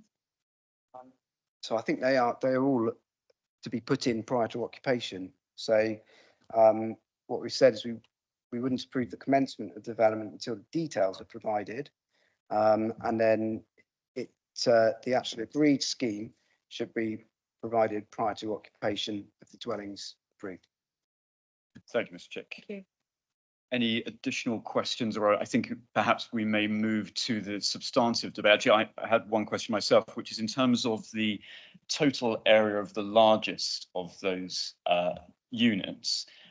Do we have a numerical value for that as compared to, say, the smallest of the units? I'm just interested in terms of the point regarding density and usage of land. I don't know whether you could speak to that. Thank you.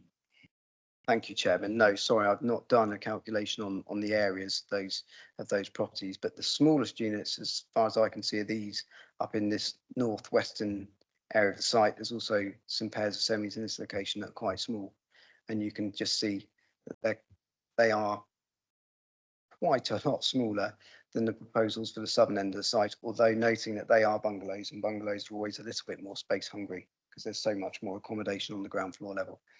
But I don't have any kind of calculation, I'm afraid.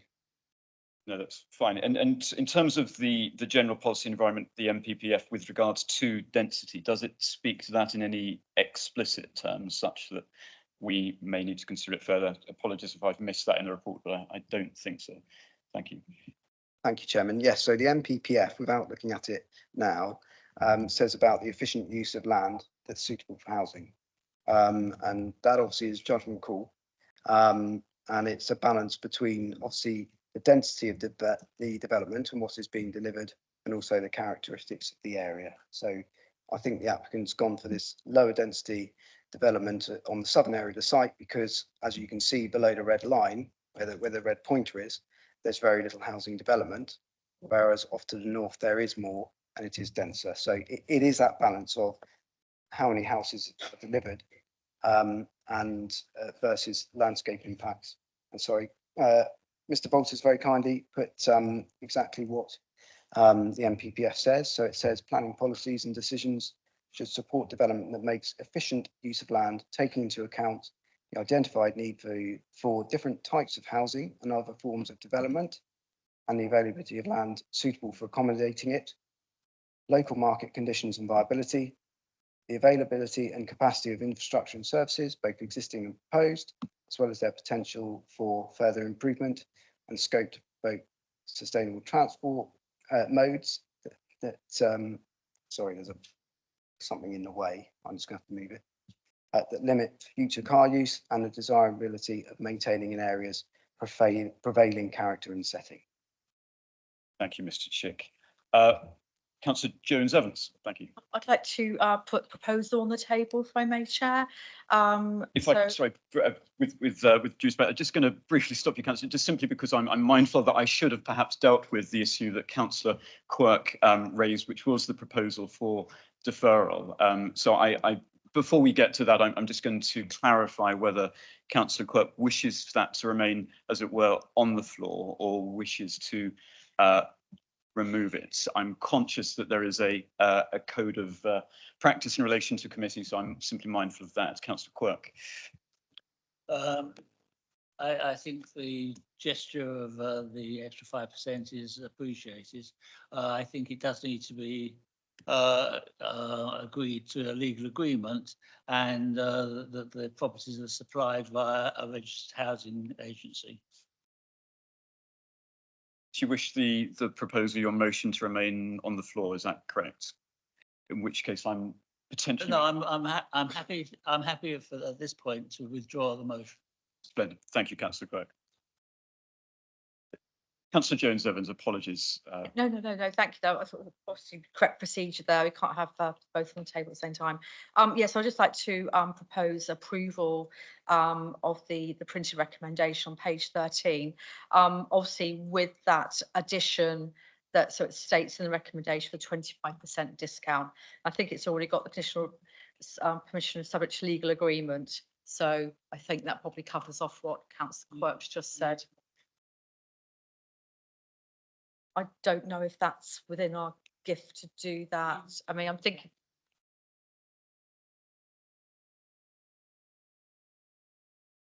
It needs to be supplied to a housing supplier, a registered housing supplier, not the generosity of the developer, as has been the case in the past. Thank you. That's an interesting point. I'm going to invite Ms Wilkinson to speak on that point regarding the provisioning of affordable housing. Thank you, Ms Wilkinson. Thank you, Chairman. Yes, I just thought, obviously, we've spoken a few times this evening about the developer's other site on the island. So I thought, as the officer for that site, it might be helpful to shed some light on the affordable housing delivery and provision on that site, just if in terms of the consideration of the motion that's being put forward. The developer for the Place Road site, they have their own affordable housing company. Those units are not provided by a registered provider. So if members need to be minded, if they are going to insist that the agreement requires them to be provided by a registered provider and not solely a provider of affordable housing, which is the standard wording we would use in an agreement, it would remove the ability to use anybody. I think some members will know the term Rent Plus. We wouldn't be able to use a company such as Rent Plus, and we wouldn't be able to use the company that the developer themselves have for their other site on the island. Just to be minded of that fact when making the decision. Thank you, Chairman. Thank you, Ms Wilkinson. Councillor Quirk. It's important that this benefits islanders who are genuinely in need of assistance and affordable housing, not as a bonus to employees of the company that is actually developing the properties. Thank you, Councillor Quirk. I don't know whether that's something that we may be able to condition. I will seek some clarification. In the meantime, I'll defer. Yeah, I'll just like to say, I think that Councillor Quirk is, he's making some relevant points, but I think it's getting very complicated, and I would just rather keep my proposal for the recommendation just for that addition, the 25% actually in the printed recommendation. That is my proposal. I'm looking for a seconder, please. Thank you. Seconder, Councillor Andre. Thank you. Brief pause. Thank you very much. I'm going to defer to Mr Chick on that point for further discussion. Thank you, Mr Chick. Thank you, Chairman. It is worth noting paragraph 7.37 of the report, which refers to a specific policy within the Bembridge Development Plan, and that sets out how housing should be marketed in the Bembridge area. That's a live policy. It's part of the development plan, and I'll read through what it says. It says that so this is policy. So I've got a post-it note in the way.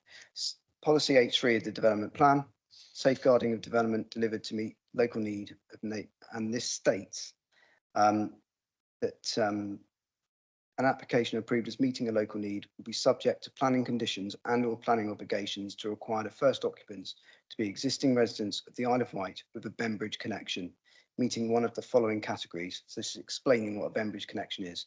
A person who currently lives in the parish and wishing to move to a smaller property in order to release larger accommodation. B, a person who currently lives in the parish and has an appropriate housing need because their family size has increased. C, a person who currently lives in the parish and wishes to transfer to a similar sized property. D, a person from the parish who is subject to a planned management transfer based on medical grounds. E, a person who has previously lived in the parish for 5 more years up to the age of 16. And F, a person who has for 5 years prior to such acquisition of occupation been in continuous, full or part-time employment, excluding seasonal employment, in the parish or has accepted an unconditional offer of employment in the parish. And what it says is that the first period of occupancy in accordance with the above criteria for a minimum of 3 months thereafter, occupation subject to same criteria may be extended to the neighbouring parishes of Brading or St Helens for a further 3 months. Thereafter, the property may be offered on the open market. So there are sort of tests and limits already within the development plan. And as officers have said in the report, that's an active policy, so it needs to be included within the planning obligation. Thank you, Mr Chick. Councillor Jones-Evans, given what Mr Chick says, are you minded to accept that recommendation, or would you wish to, as it were, change the wording of your proposal? I think it's, there's obviously a lot of work being done in the local plan for Bembridge. That doesn't talk about rentals, does it, within that? So I don't know if that is something that the colleagues would want to make note of. Obviously, we have talked about rental, for rentals as well as ownership, but I don't know where we are with that. Thank you. I'm going to invite Mr. Guard to speak on that matter, but if I could also remind colleagues to speak up as much as they can, just for the purposes of people in the gallery as well, just to make sure they can hear the debates.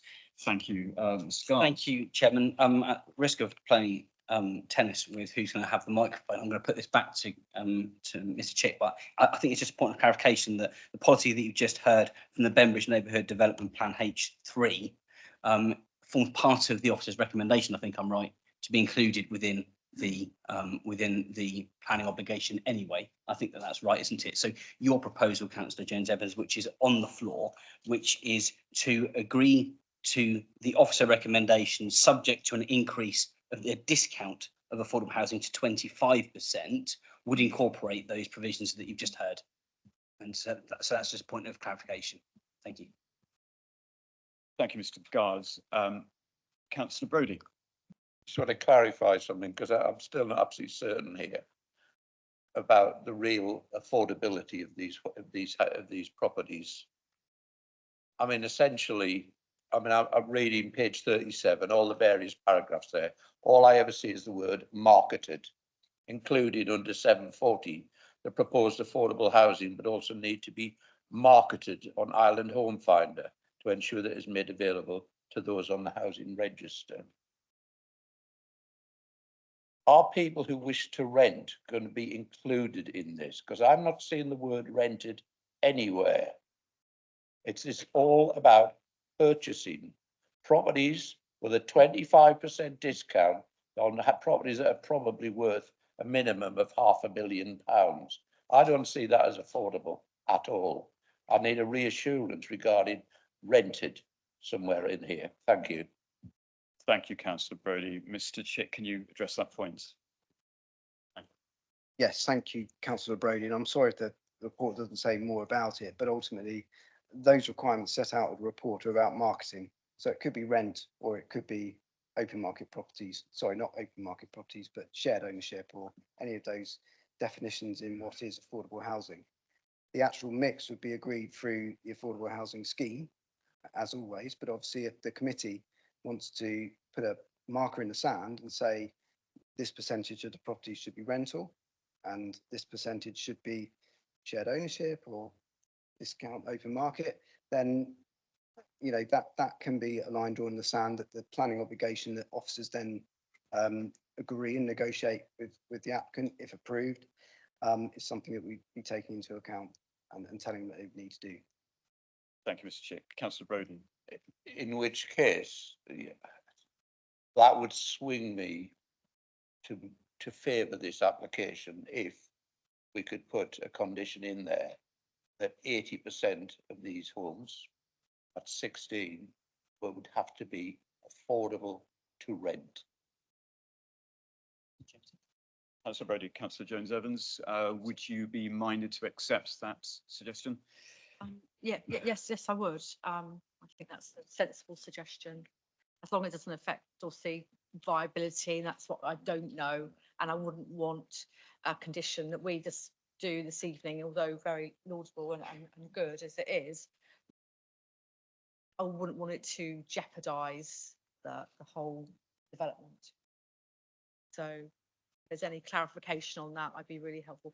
I suppose also because you said the developers, Ms Wilkinson said the developers got their own affordable housing, or both the the social housing element arm of it. I don't know what their I don't think it doesn't specify what their contribution to how, you know, what is their strategy basically? Is it just sales or is it rental as well? Thank you, Councillor Jones-Evans. Ms Wilkinson, if you could address that point, thank you. Thank you. I can confirm that on Place Road there is a combination of discount market sale and rented units. So they do both. I'm guessing a statement from them saying that's what this same strategy will be followed here. I think that would probably be enough to give us some confidence that would happen.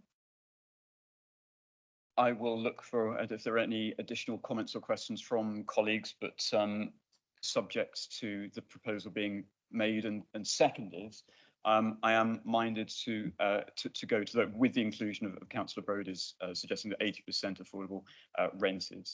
That's why everyone's clear. Yes. Um, Yes, in which case perhaps if you could state the motion just for the clarification of the public as well as those at home, including that 80% affordable rented. Don't worry too much about the wordings that were in terms of the succinctness. But Just one more thing, sorry, because this 80% is quite a large amount, isn't it? So we've got 20, so we're looking at 16 of those houses, aren't we, being rental. Obviously we've got in our policy, we're now allowing people like Rent Plus. Now that is a different model. So where would that model fit in? Would that model fit, if some of those were going to be available to that model, would that fit in the rent, or is that, because that's actually like a saving up to buy, isn't it? So I would be really concerned if we were dead set on the 16 of these houses. It stops some people being able to buy their own house. I've got a shared ownership. It's the only way as a single parent that I was able to, on a low income, able to get a foot on the ladder. So I would want these opportunities being taken away from people like me. Thank you, Councillor Jones-Evans. Ms Wilkinson, could you speak to that point? Thank you. I can. It may just be easier for me to speak to this point than Mr Chick, because I've dealt with a site where Rent Plus has been involved to answer that question. In that the council have determined at an alternative site on the island that Rent Plus units are classed as the affordable rent units for a site, not the shared ownership. So although they are only rental properties for the first purchase potentially, because that person does get the opportunity to buy after 5 years, they are classed as the affordable rent. So if, for example, that model was taken forward here, they would be able to effectively purchase. Thank you. So I'll just go back to my proposal. Now I've been through all that. It's been very helpful. I think everyone agrees.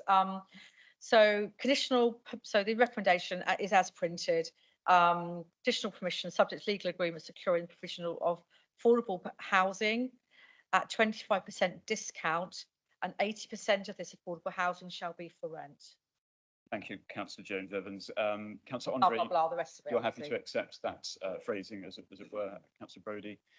Splendid, in which case we will proceed to the vote. So those in favour of that proposal, and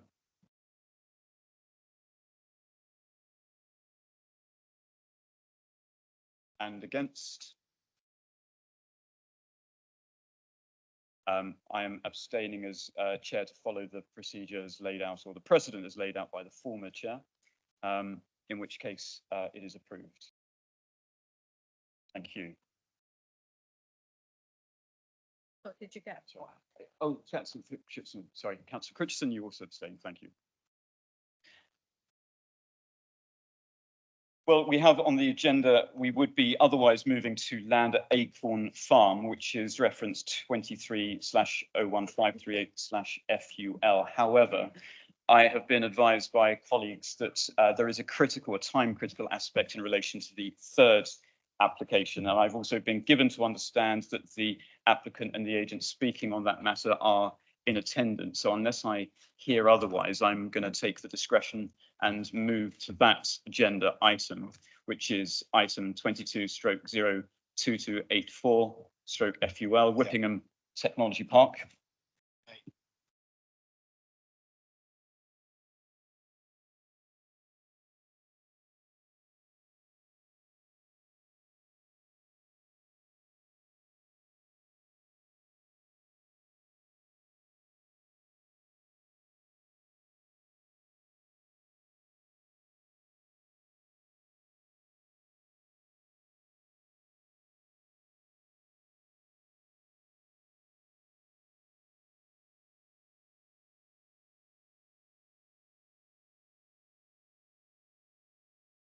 We will take a short recess for 5 minutes and we will reconvene in, say, 25 past.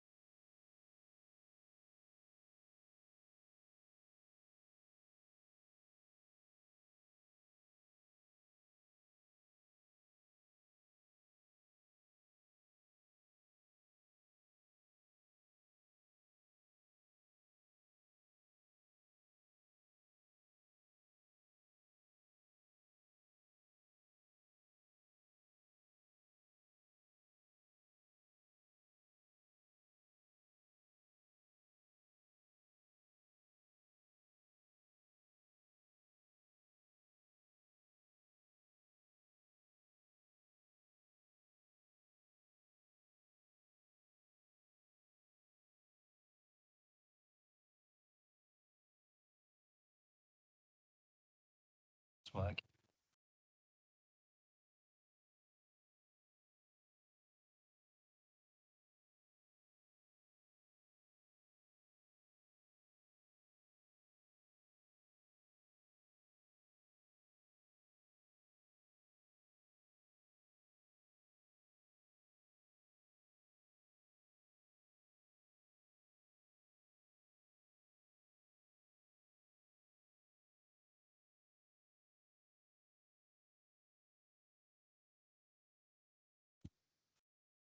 Colleagues, being mindful of time and notwithstanding my previous announcement that we would break until 25 past, I'm given to understand that we are ready to kick off. And I think, given that both of the matters on the agenda are time critical, I'm going to reconvene for this application, which is 22/02284/FUL Whippingham Technology Park, to explain to those in the public gallery and viewing remotely that Councillor Jones-Evans has recused herself on this matter.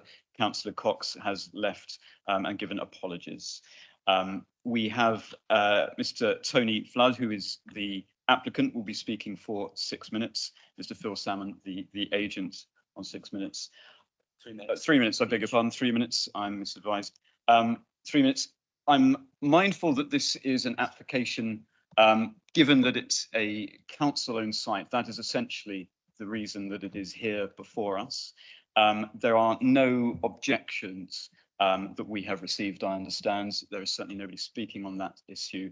This is something that I would hope that we could dispose of with a fair amount of alacrity, given how much of a pressed agenda that we have this evening, in which case I'm going to invite the officer to present on the application.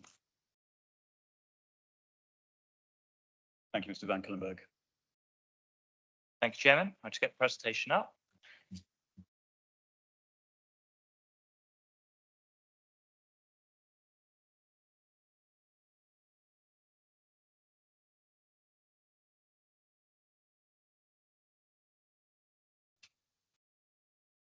Thank you, councillors. The application before you relates to the northern quadrant of the Whippingham Technology Park site. The application is outlined in red, which is the northern quadrant. GKN is to the north, and we have the CCAM College site to the south, Whippingham Road to the northeast, and to the west we have the undeveloped part of the Whippingham site, and also GKN's field, which has recent consent for solar farm. There are residential properties generally around St Mildred's Church, and also there are pockets of development off Whippingham Road, with residential properties being about 100 metres to 300 metres in approximate distances. Just to remind councillors of the site, this is looking towards the existing access, which is already in place. Again, we're looking towards the western half of the site, where some of this land would be utilised for drainage. And again, the bottom photos show members of the site outside from Whippingham Road, looking in both directions across the site frontage, where the site access is. Again, this slide has just been included to show that the site itself extends. It includes the access road into the site, and also the area which will be utilised for some additional drainage swales. And the footprint of the proposed B8 distribution building is outlined in purple. Again, just a more detailed look at the site layout. Again, we have a approximate 20 metre by 60 metre rectangular shaped building, which would be the B8 distribution building, with the remainder of the site largely being hard surface for circulation of delivery vehicles, and there's 43 parking spaces shown around the site. The northern boundary with Whippingham Road would be retained for its planted boundary, and there would be new planting around the rest of the perimeter, with the high amenity trees on the GKN boundary retained. Again, just so members can have a reminder of the building. The building is roughly 8 metres in height, and would generally be a warehouse style building, and that would be the elevation facing onto Whippingham Road. The elevation facing back into the site, and then the side elevations, which generally are roller shutter doors effectively. And again, just a section for comparison on rough scale. Again, 8 metres in height, with the pitch roof hidden beneath the parapet walls. That is it in a nutshell. Thank you very much, Mr. Van Cuylenburg. We then proceed to the public speaking elements. If I could invite Mr. Tony Flood, the applicant, to speak. Thank you. Sorry, Phil Salmon, if I can go first. I'll introduce Phil Salmon. Yes, certainly. Okay, thank you very much. Thank you, Chairman. The application proposals have been the subject of discussions with council officers in order to achieve delivery of a new, fundamentally important piece of logistics and transport infrastructure to serve the Isle of Wight. The centre would essentially replace the existing centre at Merston, which is not fit for purpose, nor is its location ideal in terms of relationships to cross-Solent links. The proposals will have a significant benefit to all residents and businesses that receive deliveries of all kinds. That's basically everyone. The application also serves to provide new jobs on the Whippingham Technology Park site. The key planning considerations are as follows. The site already has outline planning permission for business use granted in March 2011.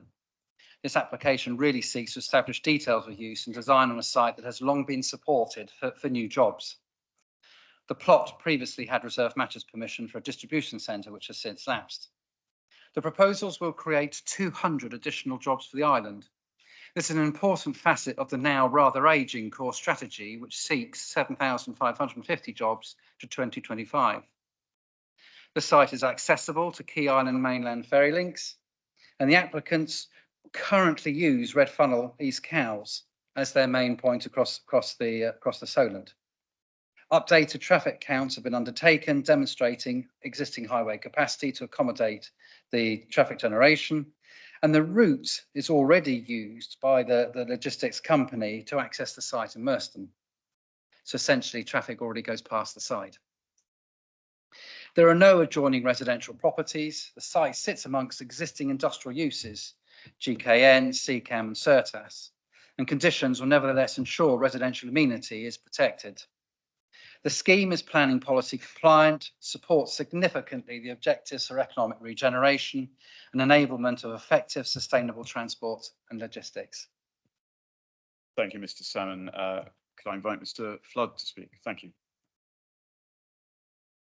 Good evening.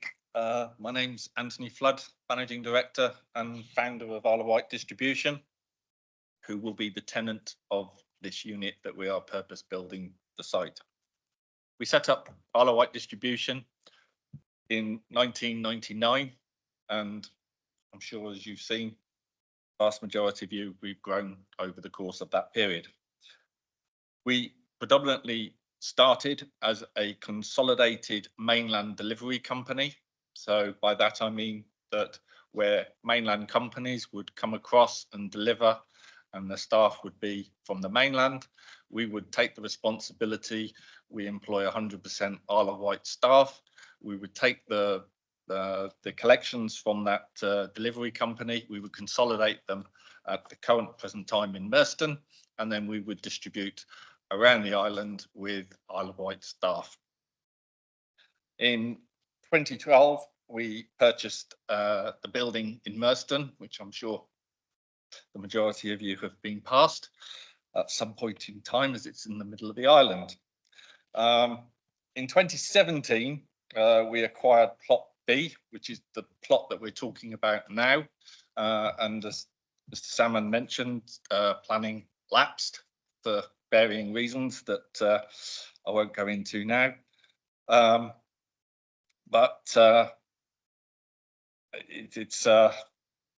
Yeah, sorry.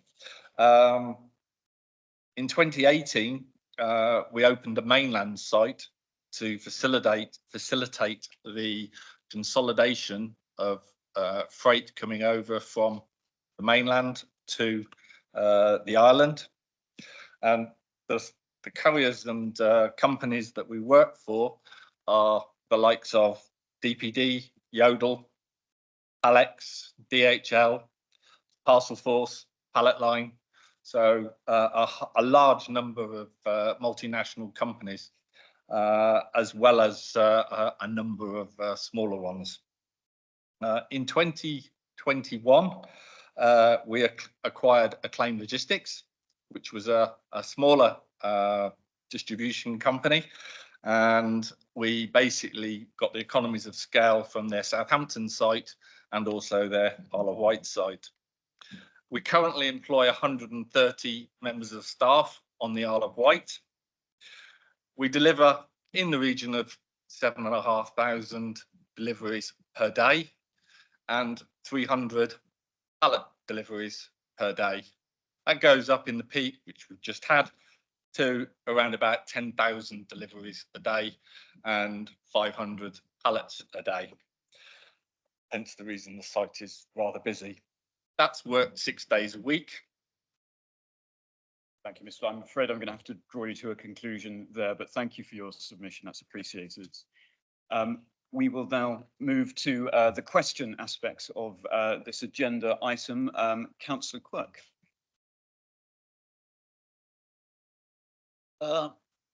This site had outline planning permission, has had planning permission in the past for this.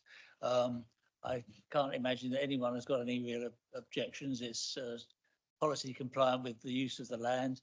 I propose that we move straight to the vote and approve it. Thank you.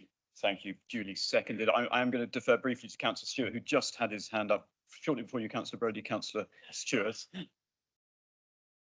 Tough luck, guys. Sorry. Right. But there is an important point here. One of the things that we should be looking at is to make sure that all dwellings and buildings on the island are now involved in energy capture. I don't see any energy capture here. I don't see solar panels. I don't see anything. Is there any proposal for that to occur?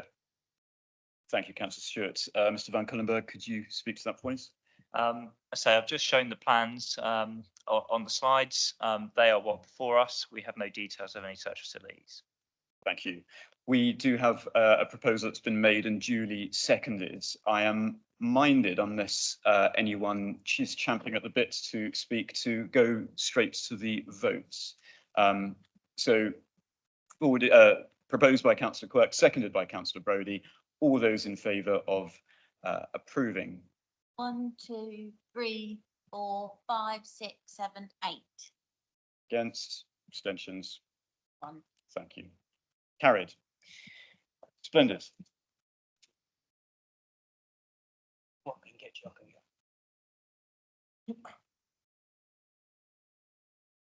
Shall I propose a extension now? It's a natural break. I think even with the best will in the world, 28 minutes on this item might be precious, particularly given the public speaking.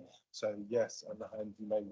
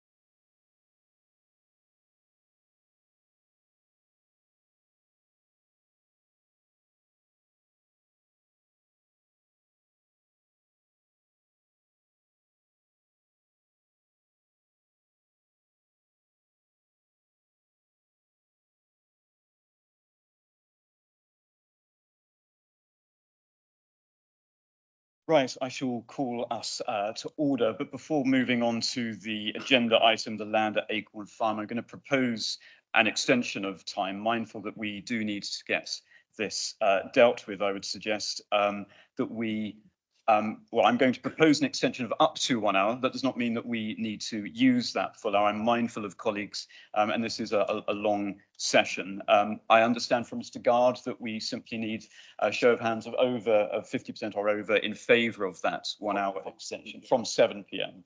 Thank you, that's carried. Splendid. We move on then to the reference 23/01538/FUL, the land at Acorn Farm.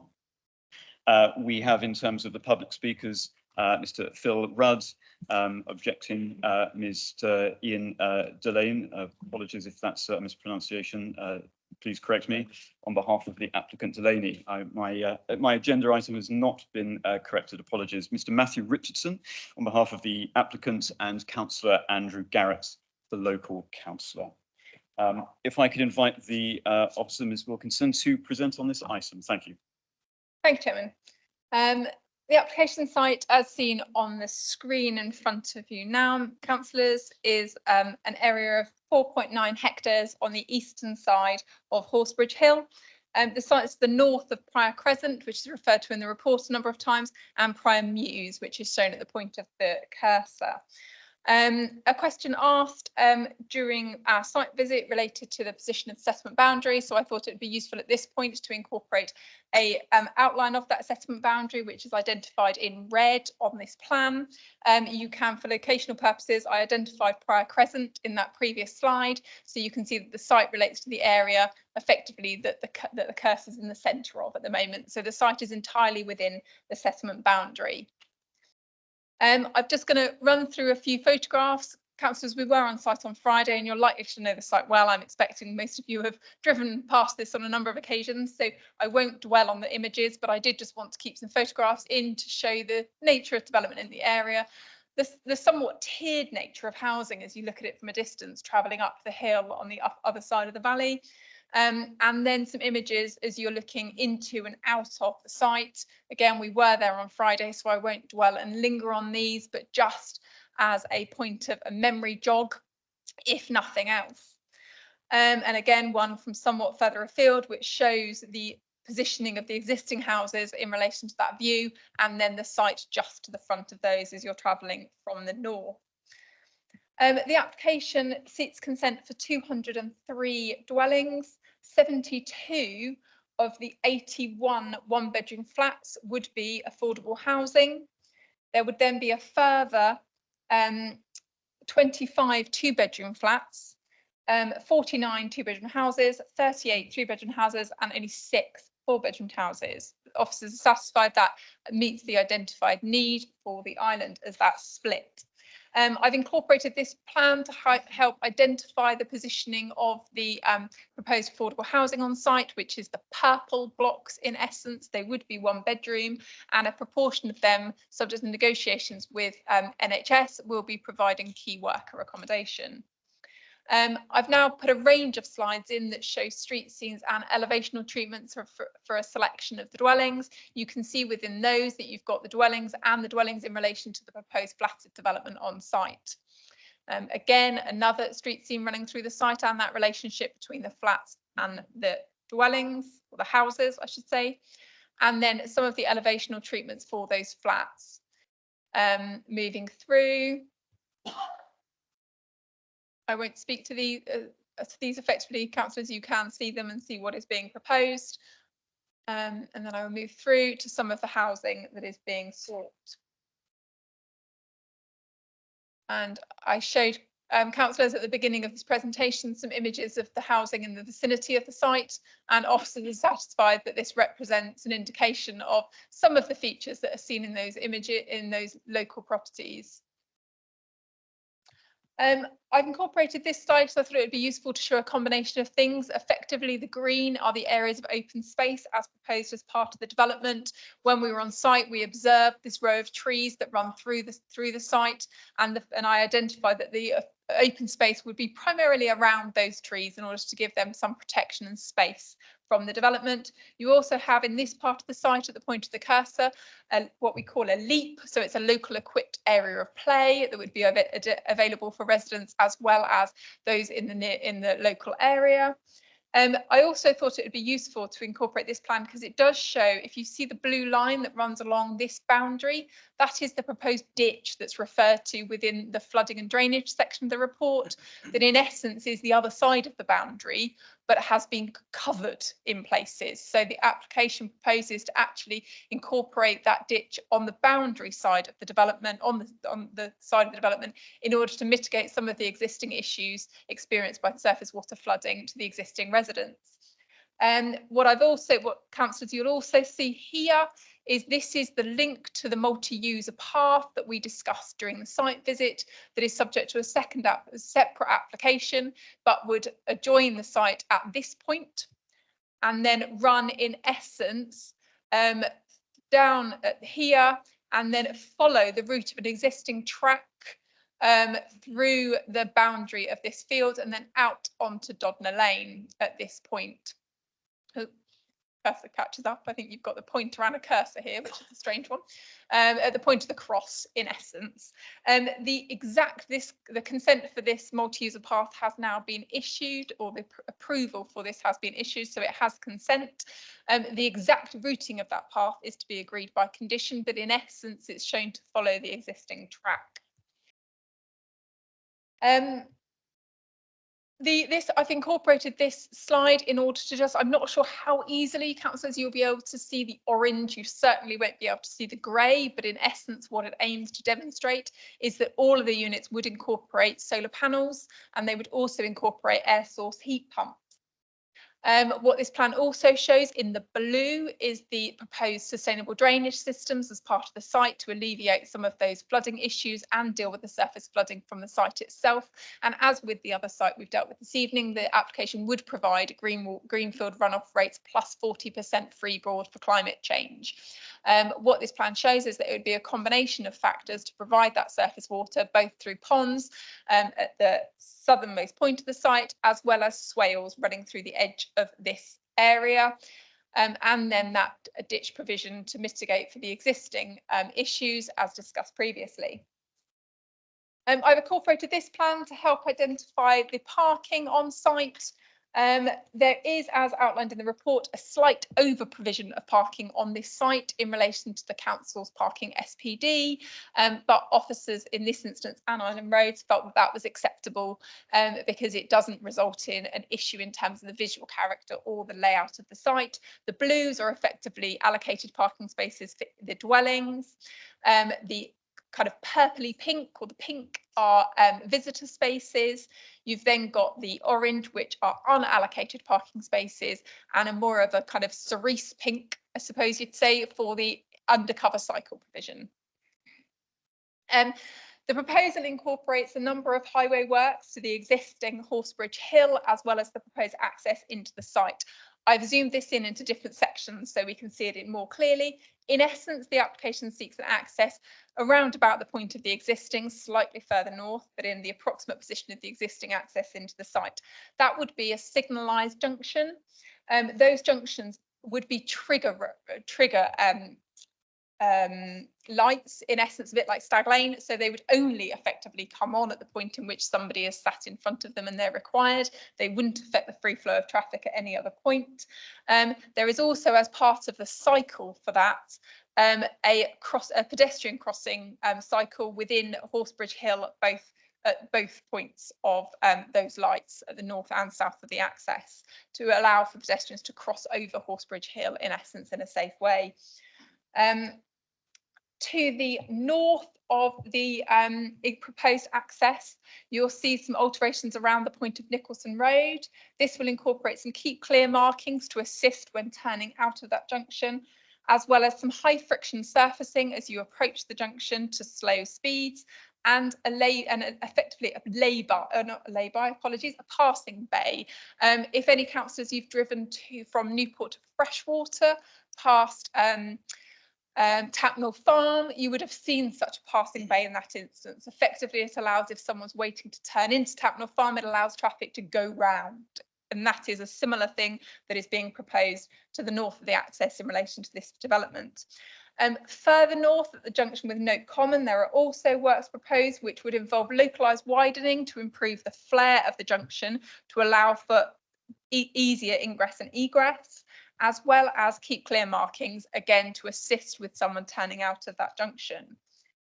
To the south of the proposed access, there is a bus stop proposed in the point of the cursor, which will improve the accessibility of those bus stops or that sustainable transport mode for the residents of the proposed development.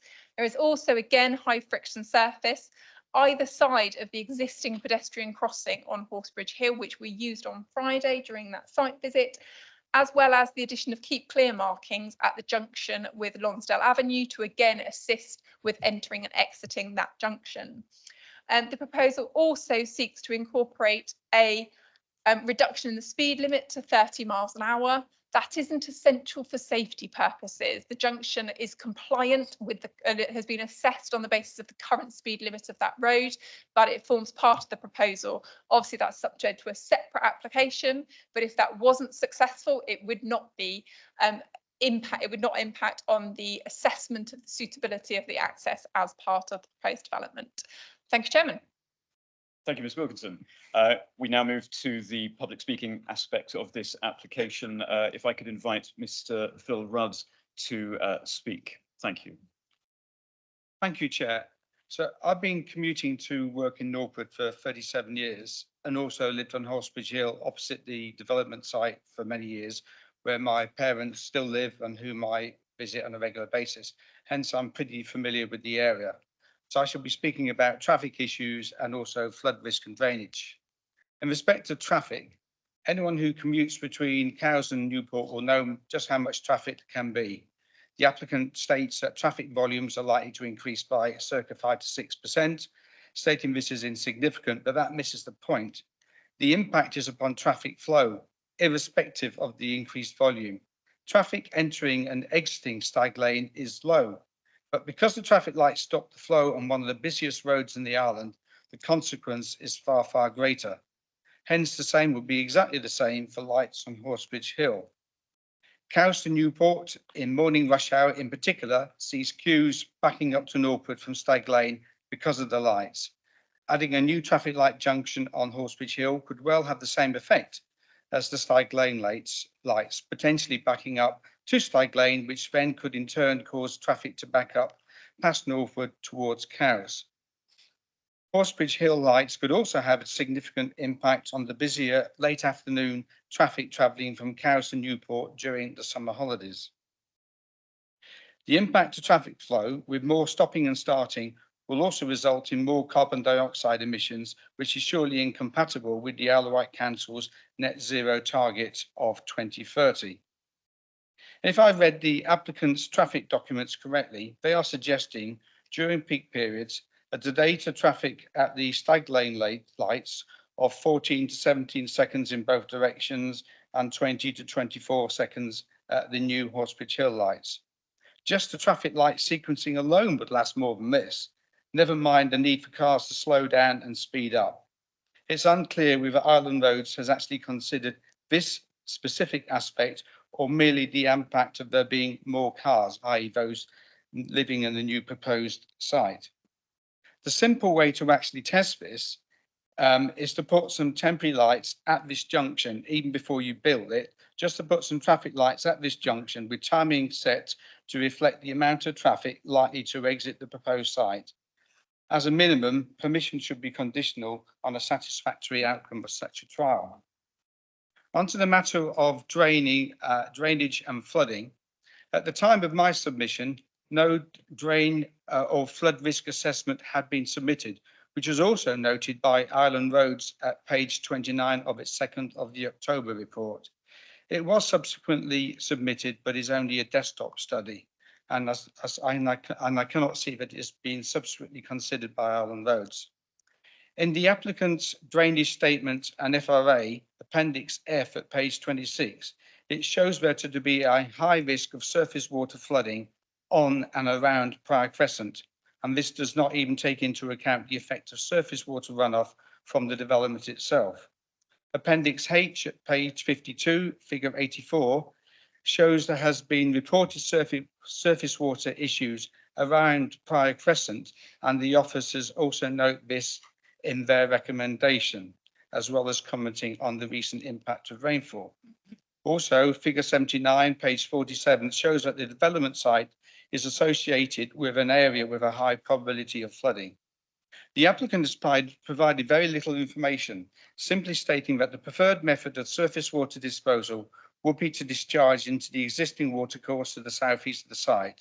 But I've been unable to find any further information on this. So where precisely is it? And what is the likelihood of this causing increased water flow issues such that it results in higher water levels upstream? Does not appear to have been addressed. The planning officers in their report refer to a ditch and a pond, but other than in the drawings, I've been unable to find any documents from the applicant describing these aspects. Significantly, it does not appear that drainage and flood risk have been considered by any consultees, not by Island Roads, not by Southern Water, not by the Environmental Agency. So without expert input, how have the plan officers been able to state that, quote, they are satisfied that the proposed indicative drainage scheme demonstrates that the approach to surface water drainage will be acceptable? This is all the more pertinent given the significant rainfall events of the last few months, which are becoming all the more frequent, and it's concerning that such an important area has apparently been given such little attention by the applicant and appropriate consultees. It must also be noted, as stated by the applicant and recognised by Island Roads, that the development area could be expanded in the future. So decisions taken now will be of greater significance in the future. In conclusion, I note that there has been, let's just say, a well-timed county press article about this development supporting key workers, but there are issues with this application. Hence, irrespective of who might be occupying a developed site, I ask that this application be either rejected, deferred until further investigations into traffic and drainage and flood have taken place as per my observations, or made conditional upon satisfactory outcomes from these investigations. Thank you.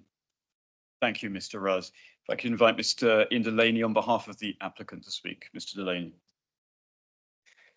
Thank you for the opportunity to address the committee this afternoon, or this evening. My name's Ian Delaney. I'm the Chief Executive of Captiva Homes. I've had the opportunity to meet many of you on visits to other Captiva sites around the island where we're already delivering. So I won't take up too much time retelling our background and company story.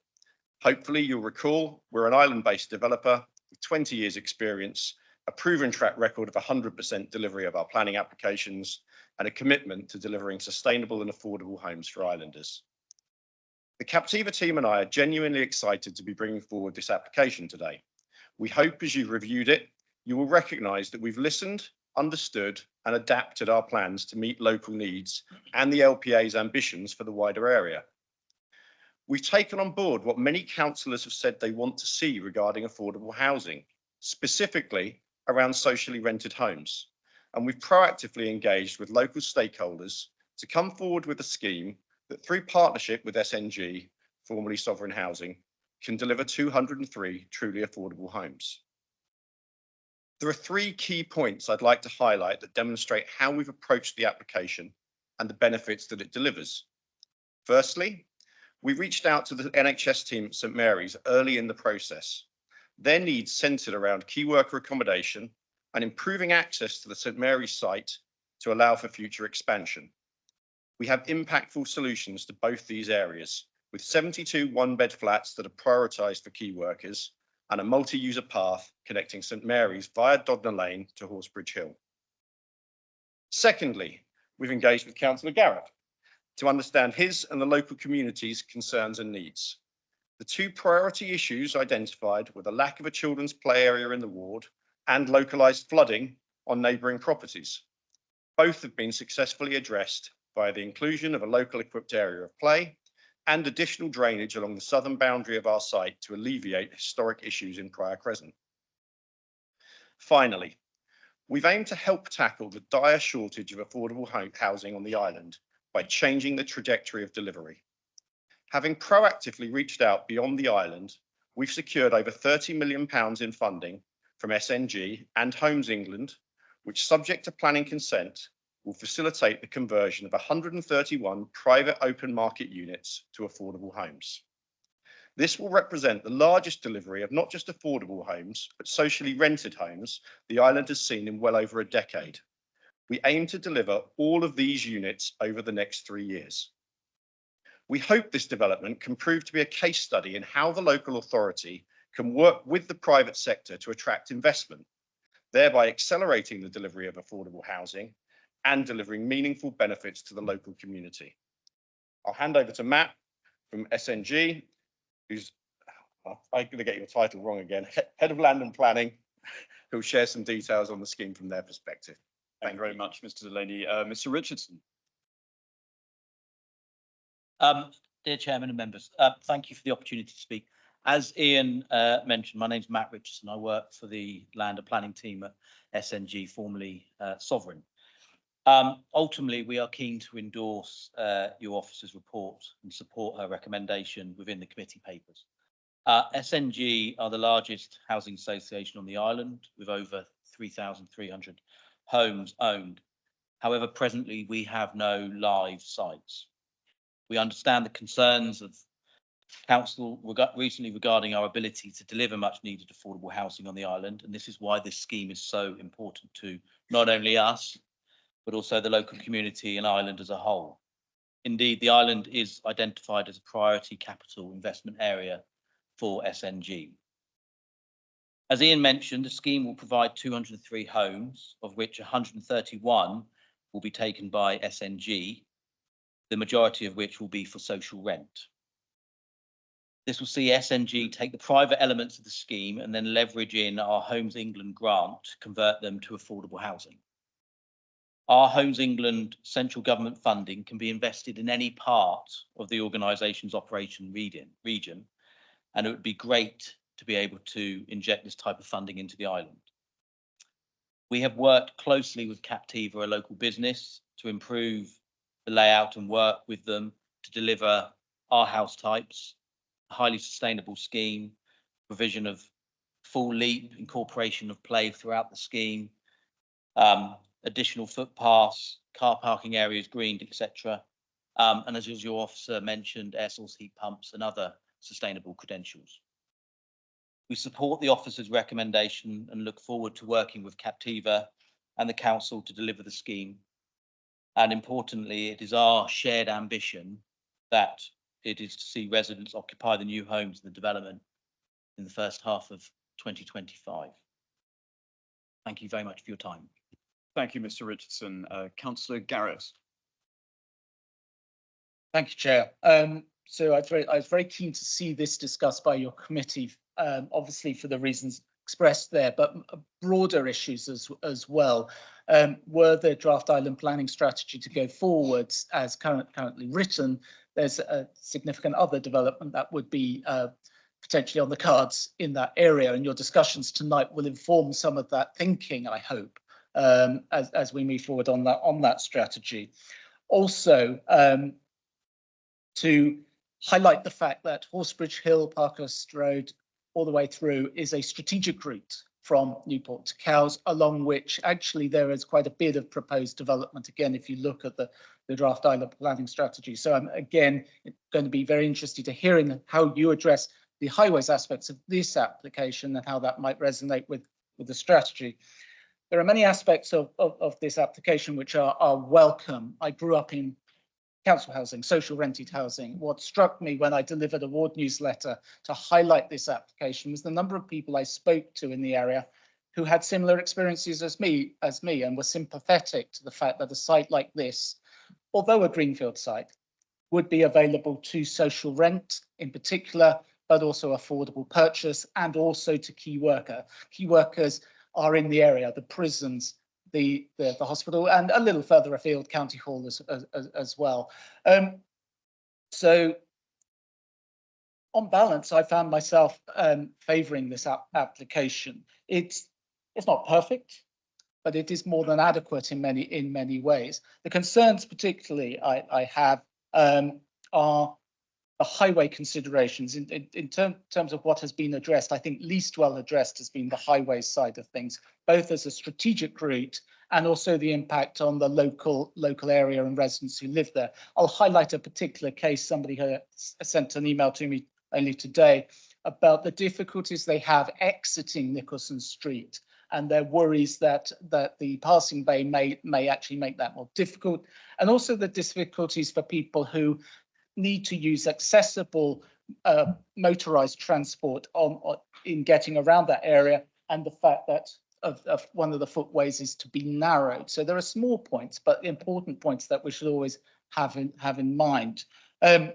Drainage naturally is a very important consideration, and the rains that we have seen over the last couple of months have only exacerbated worries about that.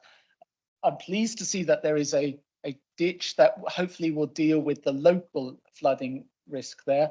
I was pleased to see other attenuation measures within the site. I hope that the runoff would not contribute to too much addition of unwanted leachates into Dodder Creek and into the River Medina.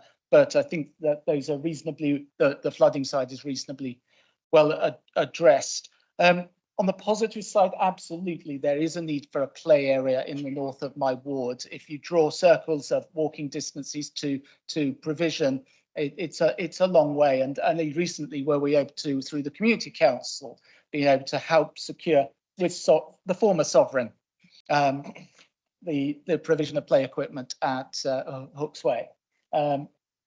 It was sovereign, wasn't it? Yeah. No, it's Southern, maybe some.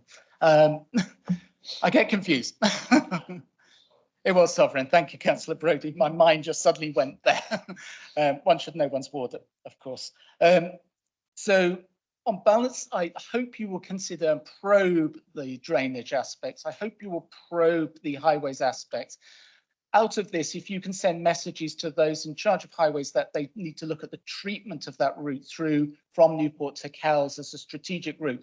Remember, St Mary's Junction, we secured funding out of government with the anticipation that developments in the area would impact onto the dual carriageway and what was the roundabout there. So we do need to be thinking very carefully about that. So any messages that you as a committee can send in that direction, that would be very, very helpful. Finally, may I just say how pleasing it is to see, and perhaps Councillor Stewart may mention this along the way, that there are solar panels, there are air source heat pumps in this. It is great to see 21st century necessities and innovations making their way into applications like this.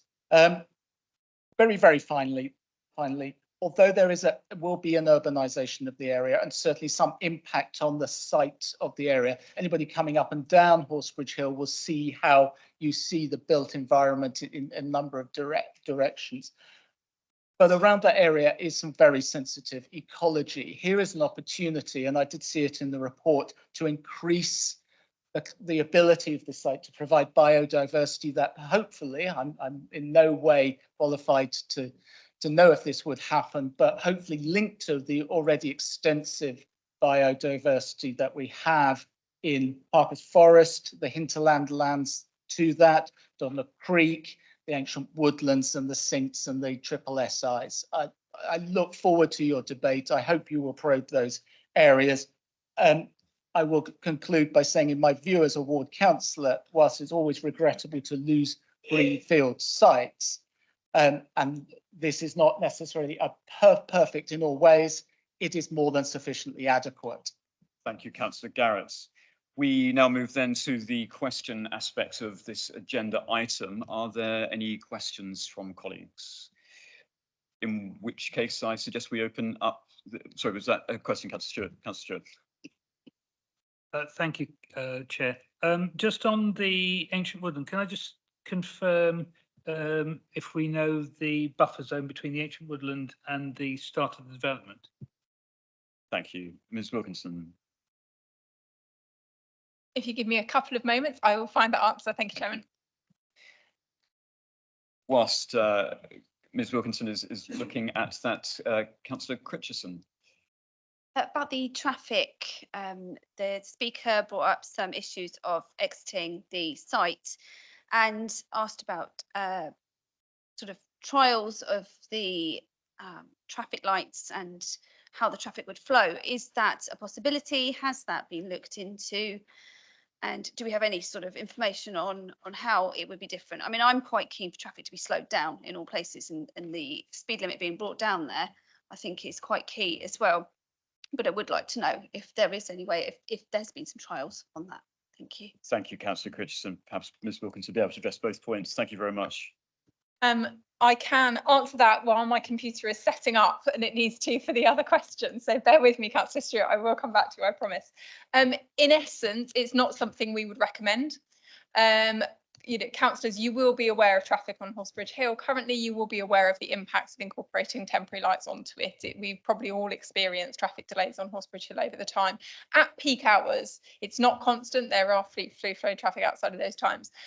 We wouldn't generally give consent. We can't give consent for a site with a caveat that they can only have temporary lights for a period and then take it away effectively. We would have to require temporary lights to be positioned for a period of time to assess the impact. We have data effectively that allows us to assess that impact, and that's what's being used to dictate what nature of highway works are proposed as part of this development. Obviously, Island Roads have raised no concerns or objections over the impact on the actual network works and the traffic generation to and from the site as a result of the development. It could cause additional delays onto Horsebridge Hill. No one's disputing that. That is a fact of life to an extent as traffic increases. It is, however, proposing a number of sustainable transport enhancements in order to encourage people out of the private car. It is a highly sustainable location. So what the development seeks to do is incorporate links to existing cycle tracks. It seeks to incorporate a new bus stop to encourage the use of buses to get to those short distances. It is probably the most regular bus service the island has ever had. I think it runs every 10 minutes past the site, certainly to and from Newport to Cowes. It's an extremely regular service, so it should encourage people to use that.